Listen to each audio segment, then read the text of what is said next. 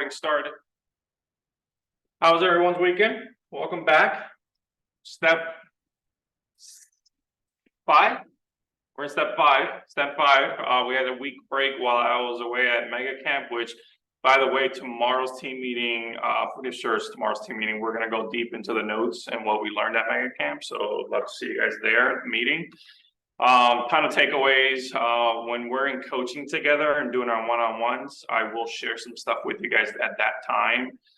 New playbooks that have come out from the top agents in the company. So to kind of give you an idea of what happened there, Gary Keller would bring the top agents, let's say in open houses, and they would speak on stage about what they do within open houses. And then they provided Gary Keller with a 1-pager, sometimes 2-pagers of their best practices and how they run their open house. And then that happened literally for almost every single lead source that you can think of. There was either 2 to 3 people that came on stage and spoke. So all those playbooks I'm going to give to you guys as well, so that you have it. Today, so today we're going to be going through campaigns on, so how to do ads on Facebook, through campaign, through command, email campaigns, and I'll show you guys the postcard campaigns as well that you can do in there. And then we're going to go into DocuSign 101. Now, Jeff told me last week while he was still here that some of you guys were in a class with him. He kind of went into DocuSign already. I'm going to pretend none of that ever happened, and I'm going to go through it my way. Is that okay? Cool. You didn't have a choice, really. Any questions before I get started? I know, so it's been a week, and we covered a lot on command before. Remember, I told you the videos are. You want to say hello to everybody? Hi everyone, I'm Oriani. Pleasure. Oriani, awesome. I don't know if you got a chance to look at the Bootcamp videos from before, but if you watch them, you'll be able to catch up on a lot of stuff we covered. So, anyone else though, from stuff that we've already covered, have any questions before we start? Go ahead. Hey, do you think that the meeting will be on, like, posted? I can't come to the meeting, but I want to come on stuff. Today's? The team meeting on Tuesday. I believe it's going to be here. I don't think you have that one off site, so in that case, it would be recorded. Yes. Yeah. Cool. Any questions about lessons I've already covered before I start today? Anyone using any of the features I've talked about in the past sessions? I did some of the tags. You did it? Yeah. Good. I still got to figure out how to do The tags are. Yeah, so I'm glad to hear from both of you. Jason, she did some tags. She put some tags in. That list that you gave us about the alphabet, it's twice in the year for the database. That sheet that you gave us, I spoke to Erica at a different time, and she said to put those things on your calendar. So I was able to do like whatever letter of the week it is. Right. So then I got each one like is a different color, but if you go into the calendar, you do the settings and you go into more features, you can tell it to say 13 weeks apart on Monday, Wednesday, Friday. Because when I was first starting to do it, I was doing one for Monday, 13 weeks, one for Wednesday, 13 weeks. She said, no, you can do it all together. So that was a big call. But now it's on my calendar. Good. Being ignored. Being ignored. No. It's on my calendar. You're not ignoring it. All right, let's rock and roll today. All right, so we are on the homepage of command down on, we worked our way through the last 3 weeks through these widgets. Right now, we are on campaigns. We're actually going to revisit opportunities just briefly because when we do the DocuSign portion, that's how we're going to get to DocuSign is through the old opportunity that we did as a test. If you guys remember when we did the Jordas test open house, we're going to utilize that today as an example. But let's go ahead and go to campaigns. Now, if anyone has used campaigns prior to August 8th, specifically the paid ads, it's going to be different now. So Keller Williams updated the system on August 8th. So we now have the ability to do ads on TikTok. We also can do ads on Google finally. So we can do Google paid ads, which I'll show you guys today, some of that.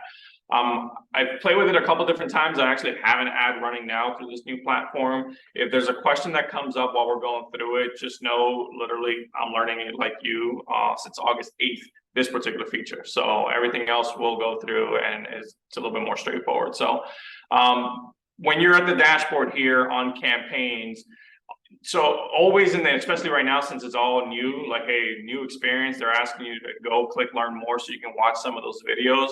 There's always going to be videos on your first page, like just training tips. So if you're just uncertain, or even after today's class, you want to visit some of the Keller Williams trainings, they're always going to be right there on the dashboard for you to go through. Today, what we're going to really explore are paid ads, email campaigns, and direct mail. We're gonna spend most of our time there. Social posts is just simply if you want to schedule all of your posts through command versus going through on Facebook. I personally don't find any one being better than the other. So just whatever you like to do. Do you like to schedule them on Facebook? Do you want to schedule them on command? You can either way. We're gonna focus today though on these three. So what I'm gonna do is let's just start with paid ads right away. So when you click on paid ads, you're going to see this whole new AI power thing for a little while. Again, they're just trying to make sure everybody's aware. Normally this all wouldn't be here. Normally these videos wouldn't even be here, but they want you to kind of just be aware that it's new, there's new features, and that there are training videos that are made available to you. Here, as I go down further, I can actually see some of the older ads that I've done in the past, which now they're not going to look that way anymore. They're not going to be on the screen because there's a new process for doing it. But normally you would have been able to see all your ads there, and you would have been able to see the performance on those ads. So like, for example, this particular ad ran for 5 days. These were the dates it ran for. And then how many impressions it received, how many clicks did the ad receive, and then overall how many leads came through on that particular ad. That's the kind of gist of the whole page here. Again, you won't really see it here anymore because now with the new ad platform, you're going to actually now click on account settings here, and it might look a little bit different on your end, but it should say account settings first for you to actually set your account up for the first time. Before you go set up your account, what I want to make sure you guys do is make sure that, and you should be the admin of your Facebook business page. If you're not, that'd be kind of weird, unless you paid somebody to do it for you, but you should be the admin of your Facebook page. Make sure that you are before you actually go into account settings and get it started. So from there, now we would go to manage your paid ads. So let's go ahead and today we're going to create a listing ad. And either way, all four of these links will take you off to the same spots. And now it opens up a whole new separate window, which is weird to me because before it looked different. So it is what it is. Here you can see that I actually have an ad. So I clicked, I'm going to start a listing ad, but in here it's already showing me what listing ad I had running.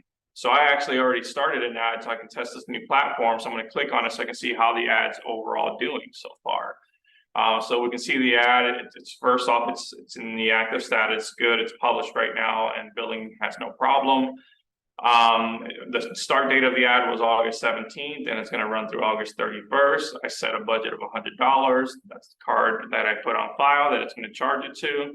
So far, ad has had 8 clicks, 757 views, 4 contacts came through it at a cost per click of $3.03 and cost per lead of $6.06 so far for the leads that have come into it.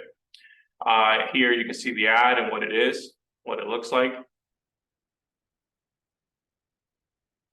And then here I can see who has came in through it. So the leads that have come through and their email and their phone number, which this is new. So let me just click something and this should just take me right. Okay. A little bit different. Normally in the old ad, it took you right to their actual contact card in command. So if anything, I would just look them up in command. So that's a little bit different there. I don't see the reason for you guys to need to export a CSV file for these leads unless you were gonna, I don't even know what you would do with that, because when the leads come in still through this new platform, it still drops them right into command for you. So that hasn't changed at all. What I will show you is, let me actually go separate window. I'm gonna open up command separately. I'm gonna look up Monica Brown. I've already set up my campaigns and everything for these people, but I just want to kind of show you. They should drop right into command for you. What was the command? Monica Brown. There you go. Monica Brown. It's a lead. Just came in on August 21st. So actually, this just came in this morning. No, yesterday. So I have it set up to where, if you guys remember from the Smart Plan class that we did a few weeks ago, so she already have a text message that came to her automatically. So that's already in there. And then you see it marked star as a lead, and again, all the context there, so there's no real reason, again, on the other screen to export it. You really won't need to do that, so. It'll just be in there as a contact, and remember that you'll know you have a lead because you'll have a little blue or red bell right here. It would highlight red, and then you would see the contact there. Already marked it as red, so that's why I'm not showing that there's a lead in there. Questions so far on any of this? So this is how the new summary looks. Again, it's new to the both of us right now, but for the most part, it's the same information. This actually has a little bit more details than the other version. I kind of like this a little bit better so far. Go ahead. On that section you're on right there with all the metrics for what your ad cost and all that, can you roll the screen back up a little bit? Here? Sir, so it says cost per lead, but I don't see the actual leads. Are they calling the 4 contacts? That's the leads right here. Yep, those are the leads that came All in. right, but now you need to have one more metric to see what your conversion is gonna be, right? Not for the, you're just doing ads to get information, to No, get I mean, leads. for you personally, you're gonna Oh, that's- follow that metric further down to see, because you wanna see if your dollars are, your advertising dollars are effective, so. Right. At this So- point, that would be very effective for $6 a lead if you got 4 solid leads out of that. Correct. If you guys remember, I think I said this in the class, if not, I'll repeat it. Online leads generally are gonna be like a 1% conversion in general. So when I look at this, I look at it, okay, how can I get my cost per lead down? But I also do know that because I got 4 leads, there isn't a ton of excitement just yet. And I say that because in general, for every 100 leads that come in, I may get 1 closing out of it. It's about a 1% conversion. However, if we maintained, let's just hypothetically say, and here's the thing, my lead cost is gonna go down because every ad that I do, I'm perfecting that ad and making it better so that I'm getting a better conversion. I've had ads that I ran that as low as $2 a lead. So that is gonna fluctuate the numbers. So I'm gonna say $5 a lead. So for me to have 100 leads at $5 a lead is $500. If I can get the 1% conversion, that's the average right now, I'm happy.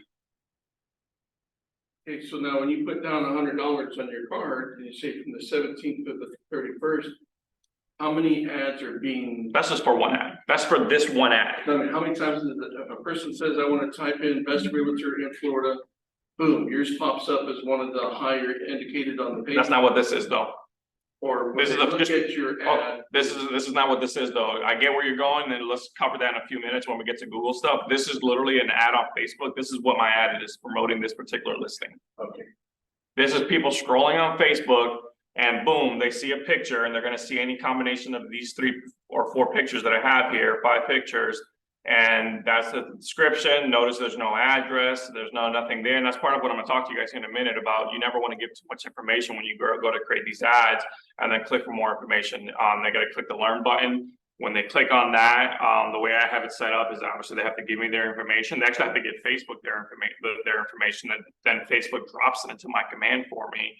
And then once they've provided me that information, it takes them straight to the website, my website, to look at the rest of the information on that property. So we're actually going to build one together. So we'll actually go through the process of doing it here in just a moment, because there's some new features in here that didn't exist in the old platform as far as helping you to generate the ad copy up here.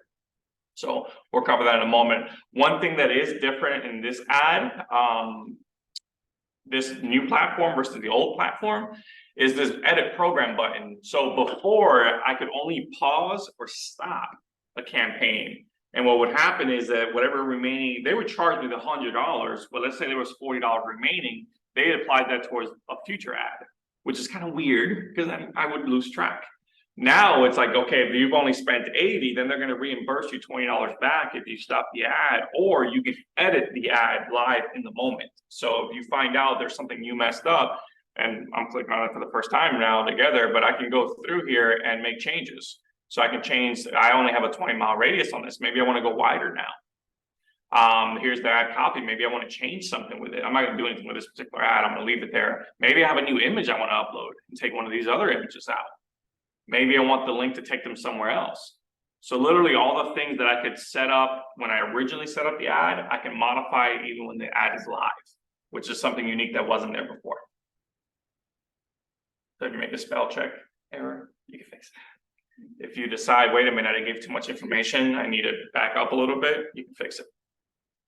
So that's pretty neat about that. I'm gonna hit cancel because I don't want to make any changes there. Let's do this. Let's go to the dashboard.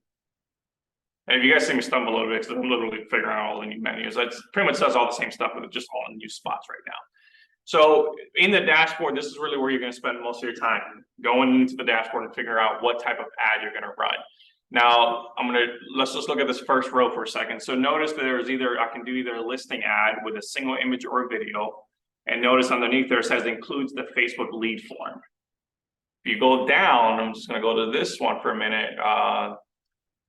Right here, notice how this one looks a little bit different. What does it say? It says use your landing page lead form. So I personally going to recommend that you guys leverage the one that says include Facebook lead form. What that basically means is that when they hit learn more, that's the first thing that comes up is Facebook lead form for name, phone number, and email. If I do the landing page, that means I'm taking them to an external website that has no guarantee that they're going to give me their information.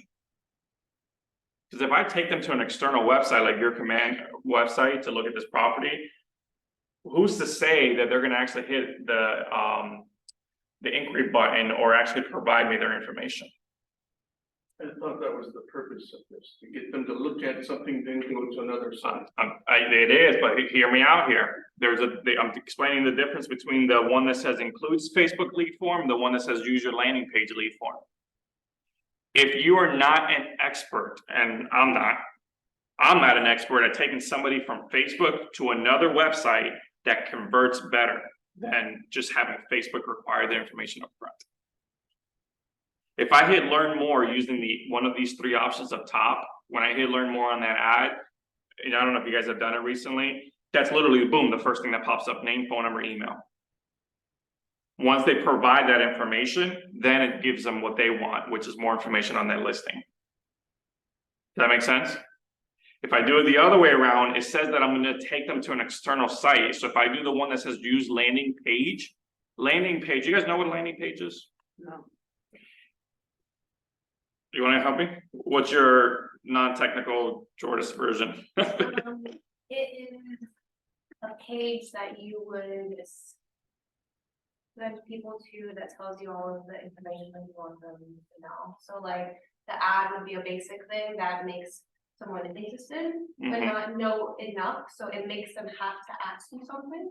Once they then click that, it will then have you sent to a landing page, which is like the more detailed version, which normally we would ask them to enter a phone number, name, email, just so that we can have something from them. Yeah. Here's the thing about it. Like, for example, and we haven't hit website yet. I think that's actually on Thursday. Like your website, you can actually set up your website to where when people log in to your website, they can either see unlimited amount of properties, 10 properties, 5 properties, I think 2 properties, and then 0 properties, where literally they can't even use your website unless they sign in. Maybe that's where I would use it. Like, hey, go to my website, but now you can't actually look at properties until you actually give me your information. That's one way you could do it. Another way I've seen it, and you guys have the ability, by the way, to build landing pages inside of Command. You can do that when we go to that class. I'm pretty sure it's Thursday. We will cover that. The challenge for me that I see with it is that unless you are like, if you have your science down perfectly, where it's like they are compelled to give you the information, then yes, do that. But like I said, unless we are marketing background and are experts at this, I don't see many of us converting leads that way. We have a better chance using the Facebook lead form. That's it.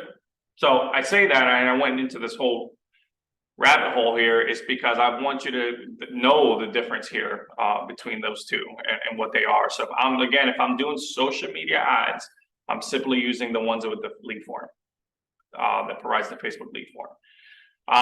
So again, we got single image option. We have multiple image option. That's the one that you guys just saw me do the sample, because notice there were multiple images scrolling. That was that one. This one is gonna be if there's gonna be multiple listings, with multiple images, and then this one's gonna be if you're doing a non-listing, ad that has either image or video. Can you guys think of an example of a non-listing ad that I may possibly do? Coming Just- soon. Like, Just, Okay, coming soon, just, oh, I don't have any listings, but. yeah, all of them. Could I technically?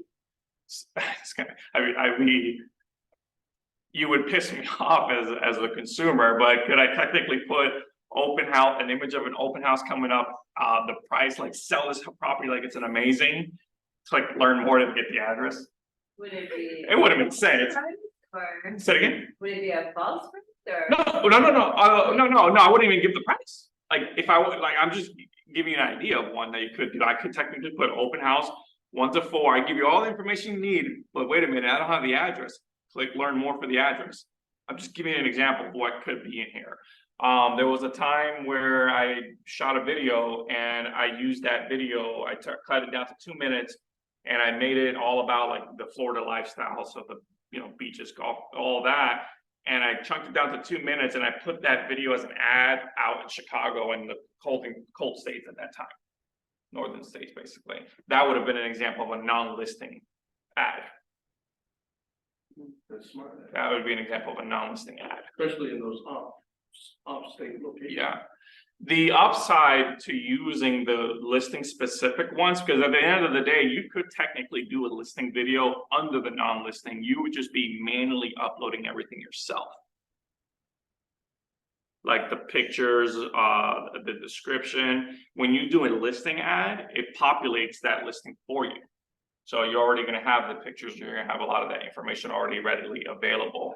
There's another feature also that's not available if you use the non-listing ad type, and that's the AI, and we'll test it right now. So artificial intelligence, where it helps you to write the ad, that is built into the listing ad. So let's go ahead and create one.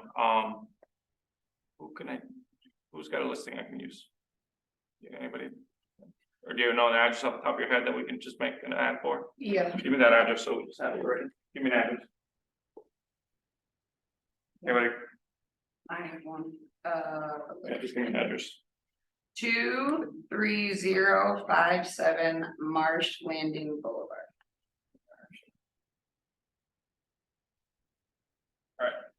Let's create an ad for this one. Should we practice this while you're doing it or what? I would just watch.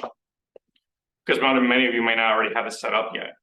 So it won't work right now until you have your account set up properly. You mean Facebook? Facebook, yeah. Okay. All right, so first thing it's asking me is link your Facebook ad. It's asking me what page I'm doing it on. So this is my main page that I have that I'm an admin for. So it's Pro Scout Group at Keller Williams Realty. It has to be a business page to. Yes, you can't do an ad on your private Facebook page. It has to be business. All right, so add the listing you want to promote. Let's go ahead and find this listing. And literally, look, it's everywhere. It's all listings. So let's look up by address. 23057 Marsh Landing. McD word. Marsh Landing Boulevard.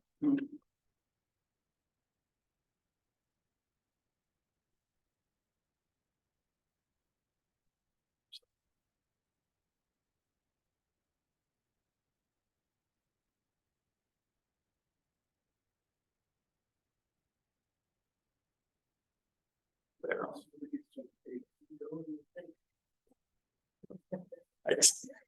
That's your fault. That turned it on? Are you cold? turned it on. Are you cold? Was it? Oh, See how it warms up quick though. I got too many layers. I I'll got. drink my coffee, everything will be fine. But you know, it's funny, it went up 4 degrees in that little time. Love it. I make everyone happy. Not today. So Yeah. cold in here. All right, there's the listing. There's the listing, hit done.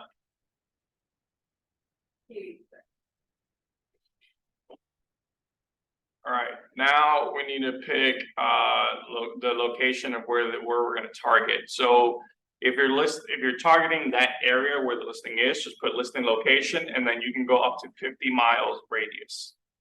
If you want to do a custom location, that would be like what I did, posting it in another town. You're gonna click on custom. And I don't know, who's got a zip code outside of this area over there? Somebody else. 49015. 49015? Yep, Where's that? Battle Creek, Michigan. First one. There you go.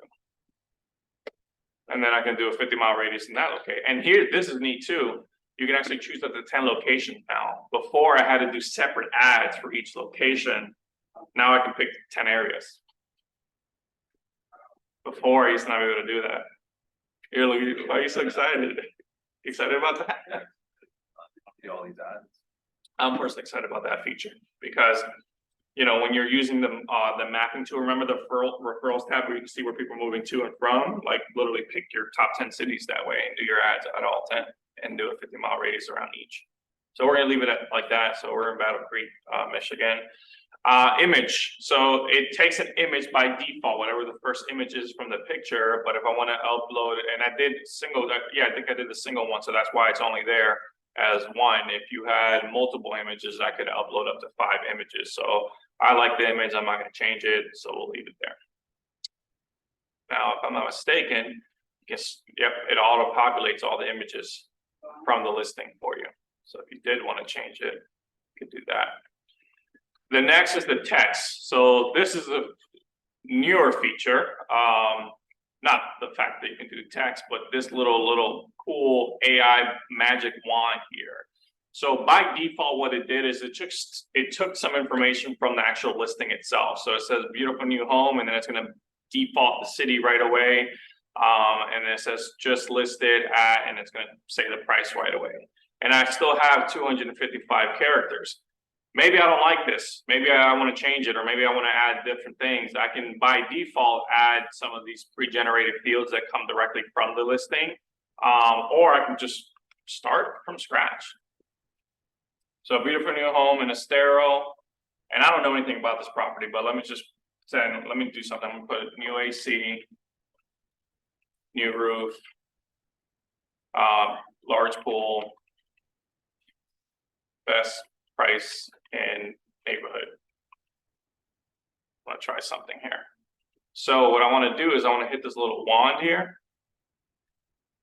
And what it's supposed to do for us is you can pick the style of writing you want. So maybe I want like a caring tone to it. I'm just being weird. Oh. Caring tone to it. So I rewrote it. And I want to rewrite it again. I don't like it. I can hit rewrite here, and it'll give me a new version of it. Let's assume I like that version better, hit apply, and there you go. Now you have your new description. Is it gonna be 100% like the best? I don't know. I personally do use AI for every single ad that I do, and I probably modify it 2 or 3 different times until I find and use the one that I like most. Go ahead, Jeff. It was just a lot of things that are stated there that I was wondering where that came from. From the listing. Okay. It pulls a lot of data from the listing. As well as those photos. Correct. Yeah. So that's what happens when you do a listing ad. That's why if you went to do a non-listing ad but with the intentions of promoting a listing, it won't pull all that data, and it won't have the AI generated there to help you either. And notice by default, it pulled the address as the headline. I don't like that. I never give you the address on the list. I'm gonna go on Google and find it by myself. So you want to give them something else, and I keep it simple. Again, I'm not a genius. I just click to learn more. That's literally all I do. So click to learn more, and I love using the little emoji here. So this is what this guys is, the emoji, and maybe I want the emoji. Let's see, point right here.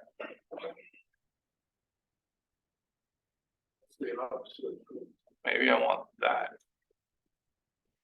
Put the poop emoji in there. Oh, yeah, don't do that.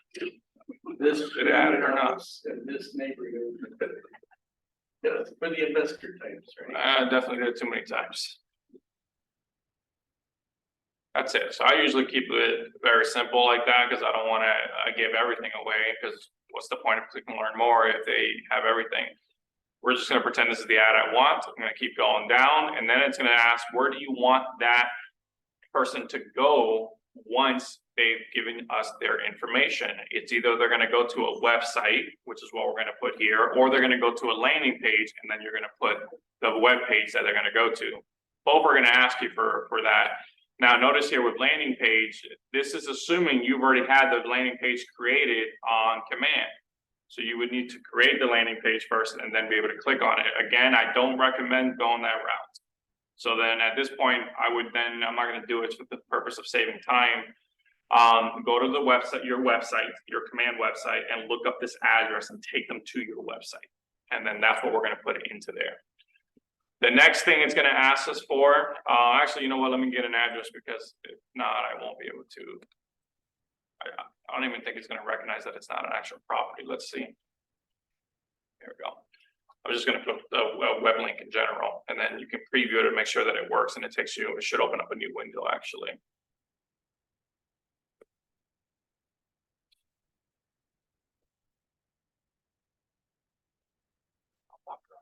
Pop up blocker. All right, so I didn't open it. Make sure you have the right link on your computer. Should open it if you don't have your pop-up blocker on, just to make sure that the link works properly.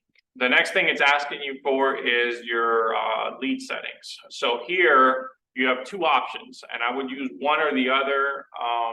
You could do both actually. The first option is, what do you want them to be tagged? So all the tags that exist in my command pop up right here for me. So those new amazing tags that you created are gonna pop up here for you. If I'm not mistaken, I think for me, what I've been using is social media ad as my tag for them. I think that's the tag I've been utilizing, so that if I click on this, what will happen is that the minute they drop into command, they're gonna be tagged social media ad campaign. That way I know where they came from. That's the tag I've already created. The next thing that I want to automatically happen is I want them to go on a smart plan right away. So I have a smart plan for like the one address, the one property I showed you already that I was doing one for. I created the smart plan that says Facebook ad for, and then the address. So I would end up clicking that. Well, actually, I would end up duplicating this smart plan for this new listing that Katie just gave us. You make a smart plan for each listing. Yes, the reason for that I started doing that is because I'm actually putting the address in the text message. So let me show you what I mean by that. Let's go back to this of Monica Brown. Monica Brown came in as a lead yesterday from this whole new platform. So if I look at Monica Brown, if I look at her timeline, notice the first thing on her timeline, it says source changed from, it came from a Facebook ad lead. It came in from a lead form from Facebook, and then they were automatically put on a smart plan. What is the smart plan? The one that I just showed you that says 17130 Calusa Trace Circle. Part of the first step in that plan is that they get a text message and it says, "Hello, Monica. Thank you for your Facebook inquiry on 17130 Calusa Trace. Here's a link to the properties. Explore additional pictures for property details. Let us know if you have any questions." That instantly goes through the moment they give us their information in command. I have this particular smart plan set up in this particular fashion. I'm going to show you right now. So then when the lead came in, then I subscribed them to the neighborhood of where that property is. And then I put them on a different the monthly neighborhood nurture smart plan. You guys remember we covered that I think two sessions ago. So automatically she's on the Facebook smart plan in the neighborhood. And now here's what the Facebook smart plan looks like. It's a text yesterday. She's gonna get another text today. Hello, her name. Would you like to schedule a showing for 17130 Calusa Trace Circle, Jordas, Reyes? A day later, she's gonna get another text. This is really just to buy me time to call her. Yeah. I wasn't gonna do it on the weekend. I don't look at my computer on the weekend barely. So I wanted something to be happening still though. And yet if she responded to me, I would have gotten an alert on command on my phone. So I would have seen, oh, I got an alert in command. I could just check it real quick from where I'm at and text her back. And then I think the last one I set it up was, hi, Monica, some other properties have come on the market similar to. The reality is I don't know if one did. The probability is high that one did come on the market similar to it. Taking a chance by that one. Would you like us to email those to you? So that was that text, and then a day later, I basically just get a task reminder to check in, like, hey, what am I going to do with this person?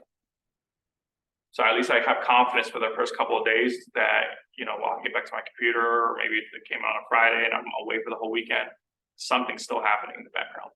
So you customize that tag, or that smart plan, sorry. Yeah, so for example, now let's just hypothetically say for this new smart plan that we're designing.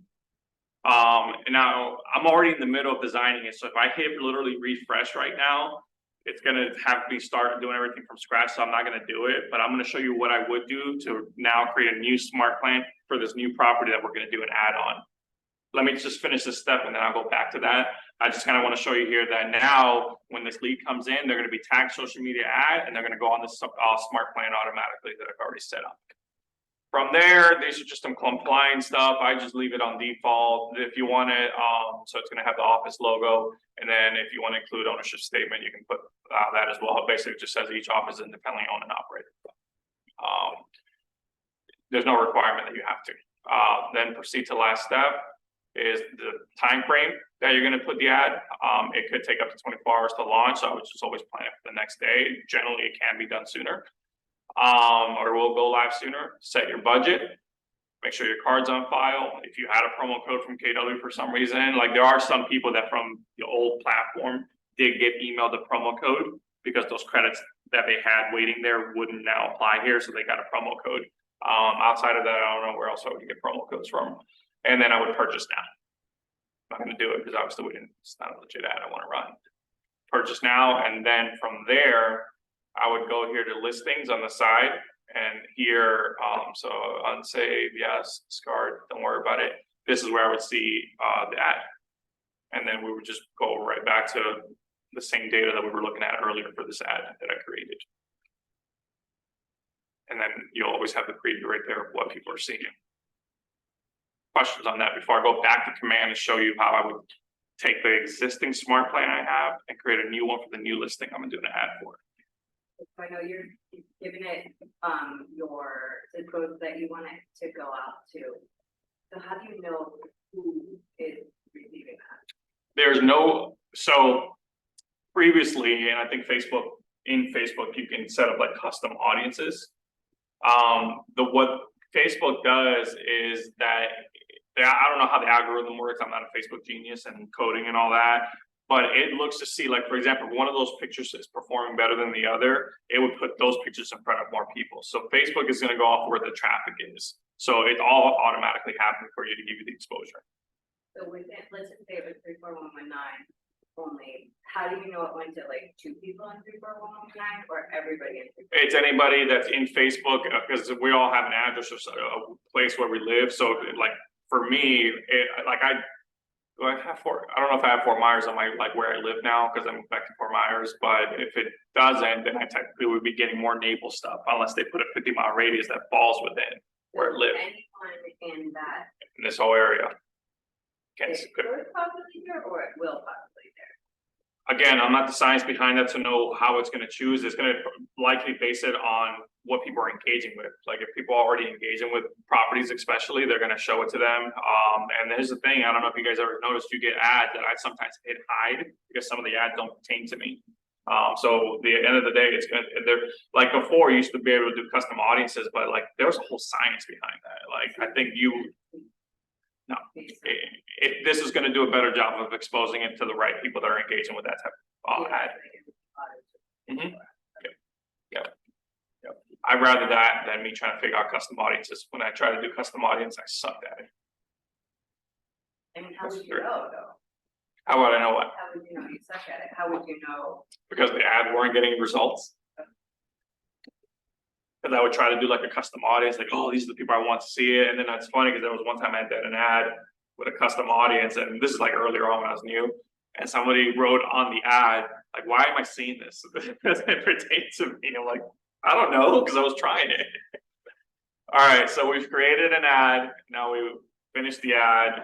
We went over here to see the performance of the ad under listings. Now I'm going to go back here in a moment and show you other ad options that you can do.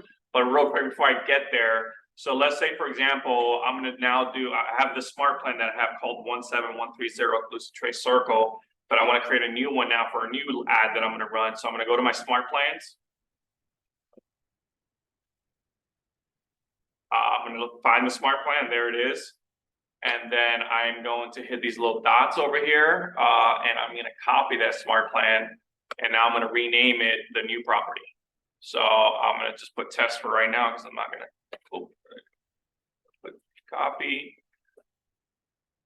Just gonna put test for now, and then I would put the address, test 123 Main Street, hit apply. Oh, crap, I already have one that has test. Let me see, 123 Main Street. Can't have duplicate names. Okay, so give it a new name. There it is, and there's now my new smart plan. But I'm not done yet. I have to modify it because it still has the old address in the text message. So now I'm gonna go in here, I'm gonna change the address, and I'm gonna change the link wherever that text is for. And I'm gonna go through each text and change the address on this one, change the address. This one, change the address, and there's nothing on the last one. Go ahead. In order for us to not only create the ad, but send out the campaign and all that, we need to have Twilio. Yes, so I think we covered that last class before I left, so you do need a Twilio account in order for text messages to work. Yep. Which with these, like, let's say, for example, you only bought Twilio for the purpose of working ads, then you never remember, because remember when I taught you guys that if you're gonna use Twilio with your database, you wanna let them know that, hey, this is your number to save you. You wouldn't need to do this with this. Because you're just gonna be using it for leads that come in through Facebook. Okay, any other question on this before I go back to the ads page? And in this case, since I don't want to fill out clutter, I could, I'm gonna say I'm not gonna use that smart plan, just delete it. Real quick while I'm here, because I don't remember if I showed you guys this when we covered smart plans. The whole publish to library, like if you have a smart plan that's freaking working great, I was gonna say badass. It's working great and you want to share with the company, you can hit publish to library, and that's how in the library all those plans exist. It's agents like yourself that are designing plans, it works for them, they publish to the KW public to be able to use that plan in their own business as well. Or in this case, I'm going to delete it because I want to have the clutter there, delete, and it's gone. Let's go back to the campaign dashboard. And what I want to do is I'm going to go back to dashboards again. And so that's what we just did, was a listing one. Real quick, just so you can just see it. If you go to a non-listing one,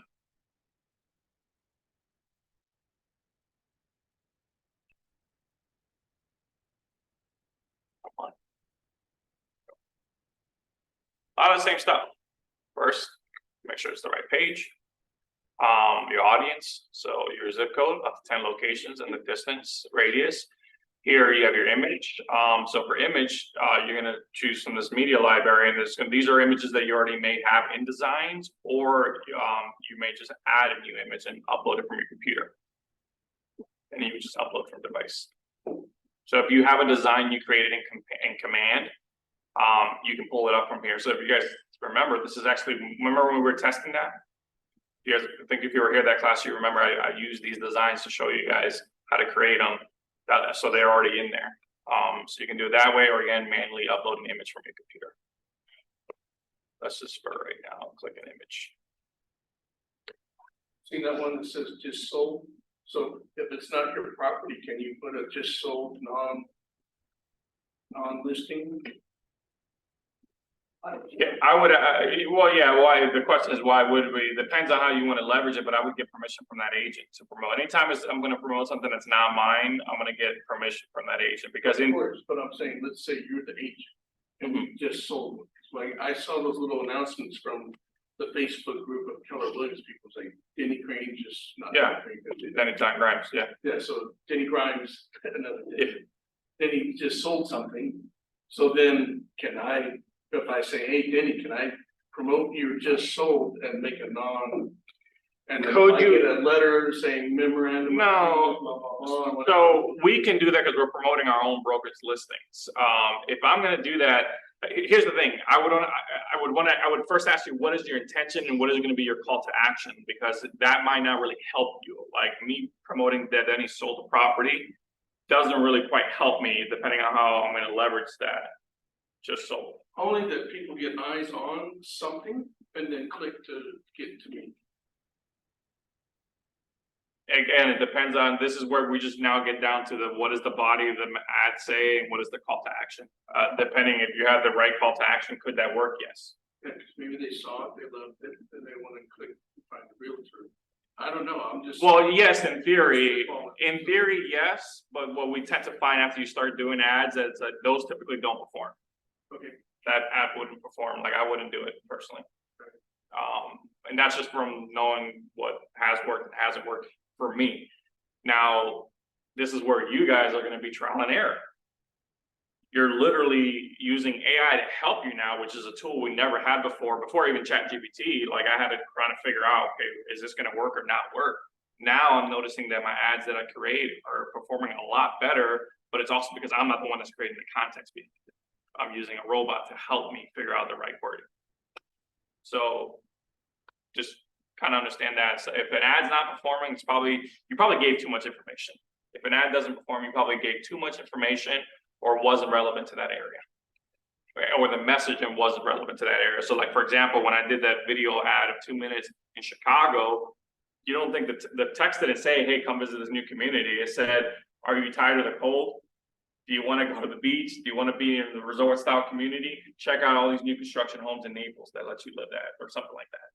That was the messaging to them, because that makes sense. but in that case, you'd say, check out all these new constructions, but if there's 15 sites here, like Valencia Trails and whatever else, you're not gonna directly link to them, or you? Oh, never. I never. It's a great question. That Here's sounds the, like a giveaway then. yeah. So, well, yes and no. You're giving them something in exchange for their information, but yes, I will not take them to a third-party website. If I'm taking them to any website, it's gonna be my website. Because, like, for example, I've seen people that take people to Zillow. Like, I see, like, oh, it's just listed, and they link to Zillow. I'm like, why the hell would you do that? You're literally telling the people, click this Zillow link. And if you're interested in inquiring, knowing damn well that lead's never going to come to you. It's going to go to the agents that are paying a crap ton of money to Zillow to get those leads. Right. Don't take them to other websites. Take them to your website. So, notice here that on the text portion now, the magic wand's not there.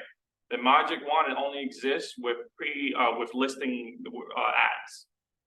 So here I would end up using ChatGPT to kind of help me with creating this ad, the ad text. I figure out what the body looks like. I figure out what the headline's going to look like, what link I want them to go to. So all the same stuff we've already covered.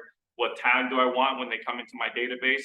Are they going to go into a smart plan the moment they come into my database? All that you're going to want to have done before you go to assemble your ad. Have all that stuff predetermined already. And then just like before, proceed to last step. Pick the start date, end date, your budget, and you're ready to launch this ad. Questions? Back to the dashboard. Any questions so far? All right. There's one more I wanted to show you, and it is the ones that have these Google logos. So notice there's one that says attract sellers, attract buyers. Then you'll notice here you have listing, attract sellers, attract buyers, but notice how there's now this one, like if I clicked on this one right here, that technically would allow me to create an ad that's going to be on Facebook, Instagram, and Google as well. The challenge for me with this particular one, these next, in general, all of them, is that it goes back to what website are you taking them to, and how do you have that website set up for them to give you their information. I haven't experimented with this yet. I started to kind of mock design one. What I worry about with the ones with using your own landing page as a lead form, which is what I mentioned earlier. What's going to prompt them once they get to that website to give me their information? So that's my only struggle with it. As I figure out a way for you guys that I can teach you and coach you on, I will tell you. In the meantime, I'm going to continue for myself personally, use the ones that include the Facebook lead form. Go for it. No way to your landing page to have like you have to give us your contact information before you can access the page. In command, yes and no. Here's the yes part. The yes part is that if you set up your command website that nobody can use it without giving you their information, you could do that. Your website. Your website. And not the landing page, or yes. That's the part that up to now I don't believe you can. Because I went to design a landing page, and when I got on there, it's like, yeah, I can add text, I can add images, I can add videos, I can add a lead form. But there's nothing prompting them that they have to sign that lead form. But if we could get it like quickly manufactured. that would If be you better. had a third-party company, and here's the reality, eventually I think KW will have it to where maybe we can force register on a landing page. And I'll play with it, not during class right now, but maybe that might change by this time next week when you and I see each other again. Because if I was gonna use my website as the landing page, I would just make it so where nobody can use my website until they register. That's simply it. If I was gonna go start doing But this. the ideal world would be the landing page specific with all the information they want, but gate for them to get in would be. They have to give us. Here's information. I think we send an email to Scott. But whatever. Well, no, I think, well, no, it'll come from KW, Scholar. That feature, when it comes, like I said, it does exist there. I just, to my knowledge, to this day, it doesn't work for landing pages only, like where it's a forced registration. That could be changing. And here's the thing, KW has changed this over and over again from feedback like this. You give me the feedback, I share with the region, and it's like, well, wait a minute, there's a lot of people asking for the same thing. This is how this platform was created to begin with. It was literally you guys saying, here's what we want, and Keller Williams designing it for you. The fact that you're asking means that it's probably coming down the pipeline. So, the other thing I really wanted to show you here is just, and again, I haven't done one live yet, so just understand that I haven't done one live yet. So right here, attract sellers, attract buyer. Let's just click attract seller. This is basically us now doing an ad on Google. To your point from earlier, Jeff, that you kind of said, when people Google you, they find you. And that's kind of the idea behind this ad, is that people can find you. And if you ever done a search for anything on Google, you'll probably see sponsored ads. You guys call sponsored ads? That's what this is. It's a sponsored ad. I'll go through it real quick. I don't have all the tips and tricks to give you on that, because again, I'm going to be creating mine for the first time. This one, you can do up to 5 locations. So 5 zip codes. Now what I did notice that is there wasn't like, it is literally zip codes, because there wasn't like a radius. So if I hit 34108, why is it not giving me 34108? It doesn't give me a radius. So it's just literally going to be everybody in that zip code. Then where am I taking them to? So this is where your website link would go to.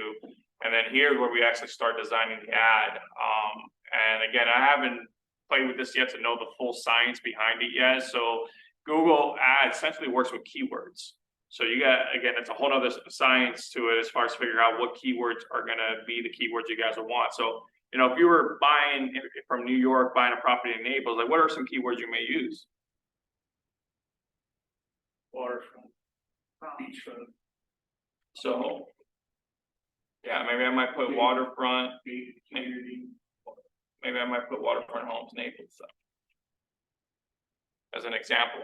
And then I would keep adding keywords. When people search for those keywords, that's where your ad pops up. So I know, and maybe eventually KW might have a feature built into this, but I know there are third-party sites that you can visit that give you what are people searching on Google. I would use that to figure out what keywords do you add around. And then as you're designing it, you can preview kind of what pops up. So like so far, all we have is the one keyword, but essentially it's your website that it's going to promote. So you can preview the ad there. You can take away negative keywords or add negative keywords that you don't want to show up. So again, I don't have the science behind it to tell you because I haven't created one from scratch yet.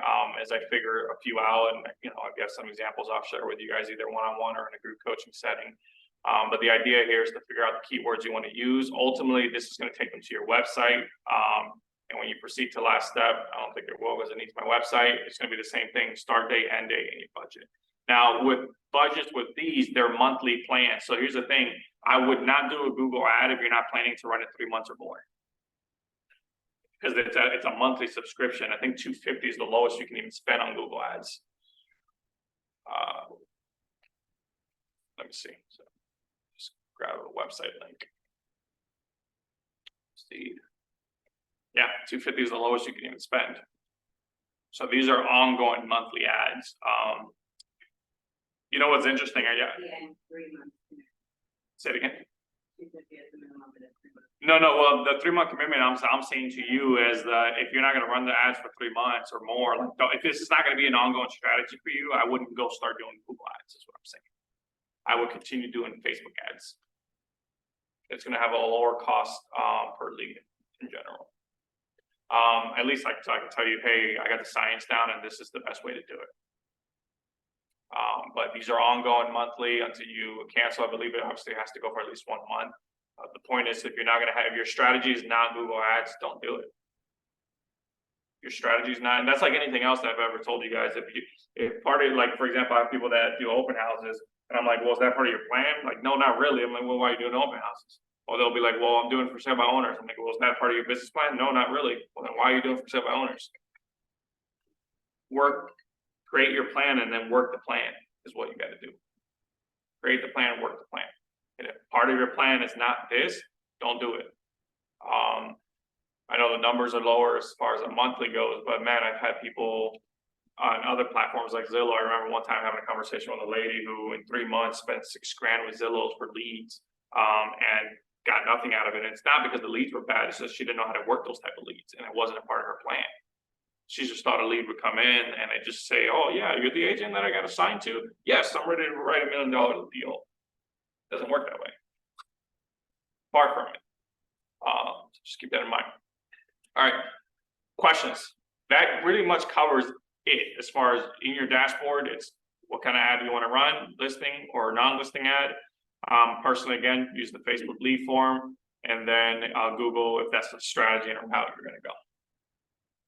Questions? All right, let's go to command. I'm just realizing I have 2 more buckets to hit before our first break at 10:30. We'll take a break and then we'll come back for DocuSign. So let's go back to campaigns, revisit where we kind of started from. We started by going and looking at paid ads. Now I'm going to show you real quick how to do your emails, email campaigns. Remember last class, I remember when I got lost and I didn't understand why I taught you designs before I taught you this? You guys remember? Yeah. I taught you how to do a design in command because you have to design what you want to send out first. That's why I taught that lesson first, and I couldn't figure out why I did that way. So I have already some pre-generated designs for email that I want to go out. So we'll just use one of those as a test. So we're on campaigns, and now we're going to go to email campaigns. So this could be like a monthly. Newsletter. Okay. Yep, this could be a monthly newsletter. There are some agents that do every just listed, just sold, and send it to their entire database. This could be that. It's any email that you want to go out to your entire database or sections of your database, because you may have an email list. So for example, let's just start there. And you're always going to have this, by the way, where it tells you how many emails you have remaining for that month. So this month I have 2,500 so emails remaining. If I wanted to upgrade my account, because I'm sending a lot more than that, I can hit upgrade account and then see what the next package up is. As a reminder, in your monthly invoice, so the $100, 50 goes towards command. That includes 5,000 emails a month. For most, that's more than plenty. Where it starts to really add up and you need more is if you have a lot of email lists. And there's, like, for example, I have one email that technically goes to 4 different groups, but in a different tone. So I have to have enough to cover all of that. The first thing you can do is actually create your email list. So let's just pretend that, because you can actually do your email list later when we go to create a campaign, but let's just start by creating our groups of emails. So I'm going to go to email list. And in here, you're going to see my email list that I have. So I have my downline list. These are agents that are in my downline. Those are 11. Agents that are my recruit list. So these are agents around the state of Florida that I do recruiting with. So you wouldn't have that really right now. There's 239 there. My regular customer newsletter email, that's 628. Actually, this one should be deleted because it's the top one. These are the same list. We just recreated the name. So I can probably get rid of this bottom one. And then the 82A, which remember for me stands for agent to agent referral program. There's 2,290 in that list. So let's say I wanted to create a new list. You know, it's you creating one now. We're going to go ahead and create list. And we're going to name it. And right now we're just going to name it test. And then here are going to be literally all of your contacts. This is where tags are helpful. So if I am gonna have a newsletter that I send to just like my sphere, I don't use the term sphere in my database, I have Mets. So I would go down and I would look for my Mets. There they are. So let's say, for example, I want to create a list with just my Mets in it. I'm gonna find all the people that are in my Mets, I'm gonna hit select all, but I'm gonna go down because there was only 100 there. You gotta make sure you load them all. Go down, you can actually just load them all first and then select all. Because it'll load 100 at a time. There's the last 40. I'm gonna go back up and I'm gonna select all again. Notice it's all 340 now, and I'm gonna hit confirm. And now it just created a new list for me. I'm gonna leave that list there for right now. Let me just do something so Rose does not get confused.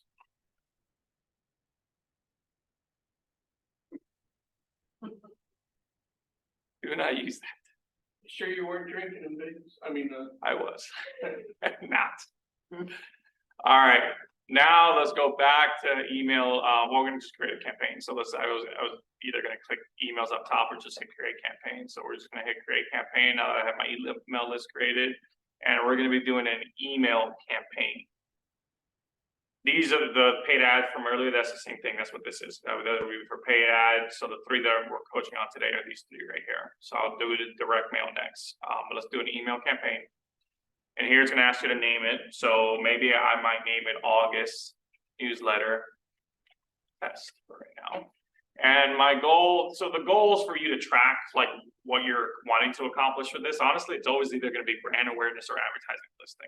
That's really what I'm always doing. So this is going to just be brand awareness. And then what campaign, where are you going to run that campaign through? Well, I run everything through command. So it's going to be just the email, command email, and then hit create campaign.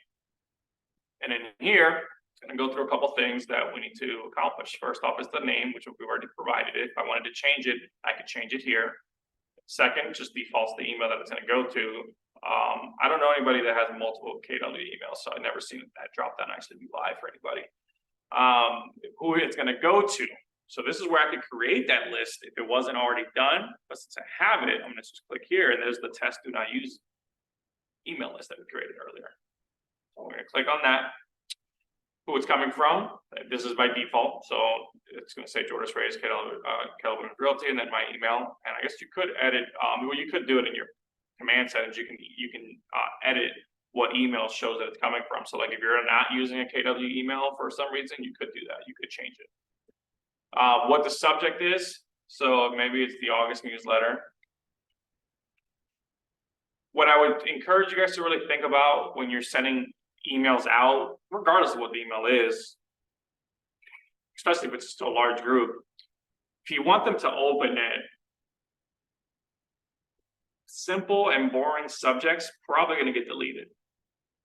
I noticed every time, because I have a Gmail account that's non-KW that I use, and I noticed that I'm one of those weird guys that I can't have it at 200 emails unread. I read and look at everything, but I noticed the stuff that stops me is usually the subject that stops me. Yeah. So if you want people to stop deleting your emails, do a better subject. Just saying. Get creative with it. Have fun with it. Huh? That's a whole class in itself, though. Yeah, but yeah. But some that are too catchy are annoying, so it's like there's no balance. Do I have people that probably don't open mine? Yeah. I'll show you guys how you can look at the results of who's opening, who's unsubscribing. I'll show you that here in a little bit. But it's a little tip I'm giving you that if there's an opportunity to have a sexy subject email, do it. Maybe that should be it. Do it. All right. The last piece is to select your content that's going to go out. This is why we again design the content first. So I'm going to hit select designs, and it's going to show you all your pre-generated templates. So like here's mine from August newsletter. So I'm going to click my August newsletter one that was created. Have an opportunity to make any final edits and changes to it. And I'm going to hit exit here, hit save. And now I can see my email on the right-hand side that's going to be going out for this one. I can preview it here. I believe this one right here is this action button is going to be the opportunity to preview the email or send a test email. I would always send a test email to yourself. Right. Send a test email to yourself to make sure that it looks right on your phone when you receive it or your computer. Once it's ready, I'm not gonna do it here. I'm either gonna be, either you can schedule it for a future date, send it right now, or save it as a draft because you need to come back to it.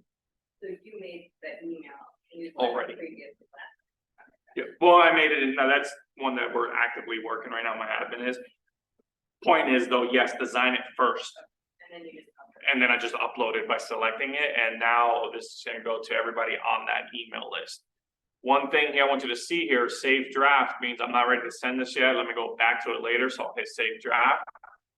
In command adds, what we just reviewed, the old version used to allow me to save a draft and come back to it. The new one, as of right now, today, does not allow you to. So that's why I say, don't go to design an ad on Facebook until you have your smart plans ready, your tag ready, if you need to create a new tag, have everything ready on the command side of things, and then go design it, because there is no save draft button. Yeah, I know it's gonna come. They're gonna have to.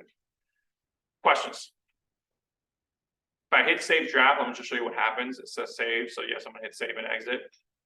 When I go, now I went back to the dashboard, emails, and I just see it down there at the bottom. There it is. There's draft. I can now click my little dots and either edit it, continue editing it. I can duplicate it.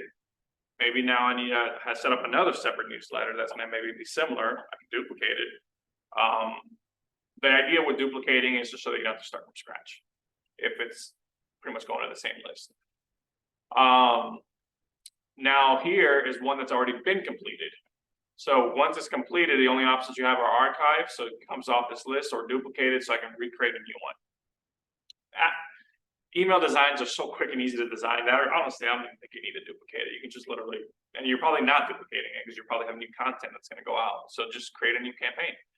But now I want to see the results of this one, so I can click on the ad. And in here, I'll be able to see how many sent, how many got delivered, how many opened so far, how many clicked the link inside of it because there's a link in that email, how many unsubscribed. So 0 unsubscribed, that's pretty good. 92 didn't send, so I do probably have some bad emails, or I got blocked, maybe, I don't know. 355 not opened yet. I don't care if I haven't opened it yet.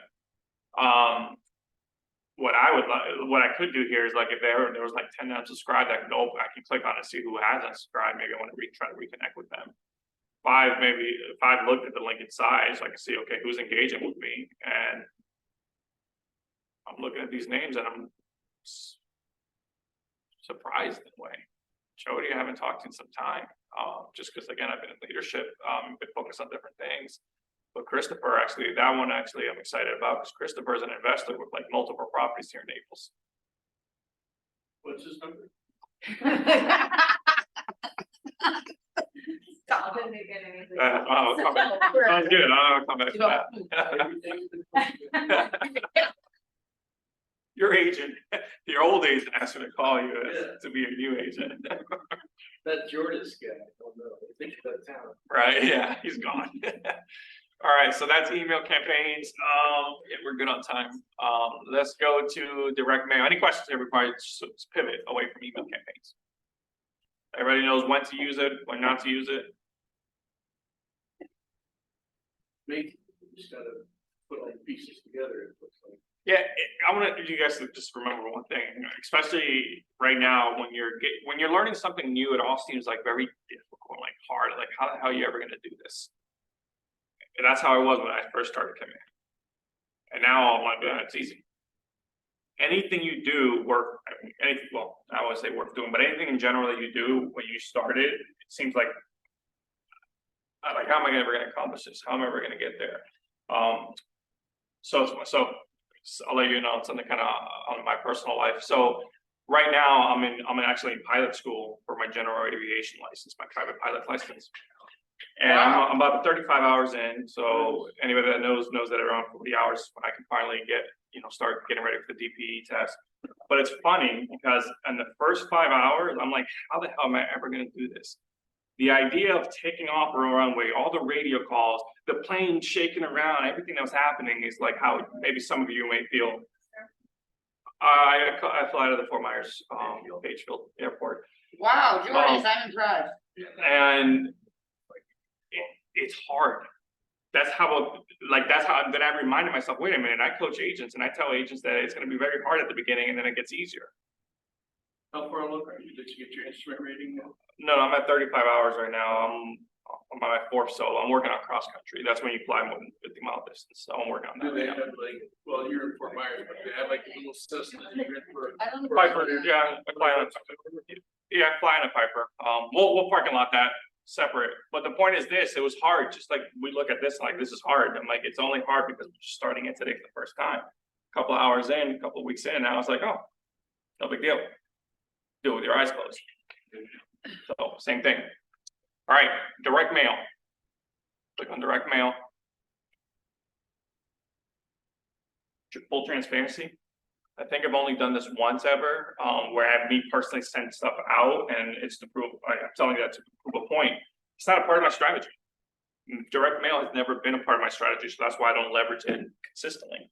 I started to earlier in my career, but then what I realized is that I wasn't farming one specific neighborhood, so it didn't make sense for me to use this. If you're gonna be farming a specific neighborhood, then yes, leverage this. But what about, is there like the demographic, if you, not a neighborhood, but a demographic neighborhood? Like, Rephrase that for me. I'm really trying. So like. Jordas, that was pretty clear. I didn't get it. Or, no, not like neighborhoods, I think people are looking not for neighborhoods, but for like a specific entity, like, I don't want, I want property over an acre. I want a price range between. Yeah. 800 and 1.2 Well, this won't be that though. ever. This won't be for that. No, this won't be for that. I guess what you're saying, like if somebody told me, hey, I want this, but that we can narrow it down to those type of properties only, is that kind of like what you're saying? I have that, I don't have anyone who wants to live in like Briarcliff or whatever. Yeah. Well, so let's have this conversation a little bit deeper here. Well, because it's showing you this, how to do this is quick. These are only neighborhoods, like direct mail. Yeah, this is for you to farm a neighborhood. This is, you want to send out a just listed, a just sold, you want to send out a postcard to a neighborhood. To be for fun. It's for, yes, but let me make a point though, kind of going in line with what you were saying. Like if I have a buyer need that I know a lot of homes will fit that criteria, let's say in North Naples, I could design a postcard that talks about my buyer need and what we're looking for and send it to the addresses in North So Naples. like in my, Good. So here's how that works though. So let's actually, I think this might maybe excite you a little bit or not excite you, I don't know. Let's create a campaign. And we're gonna actually be doing a direct mail campaign. So we're gonna be testing and we're gonna be mailing around 123 Main Street. And just brand awareness, and we're gonna hit create campaign. Here are what I gotta fill out. First thing is, and here's the thing, by the way, well, let me finish this, and I think there's another spot, I think I might have missed it already. Here it is, the content. So what I would recommend is, I haven't designed it in here ever, I just use it, like you can go in command designs and create it, and yeah, design your template, because here you can actually upload templates, and here are your card requirements and all that.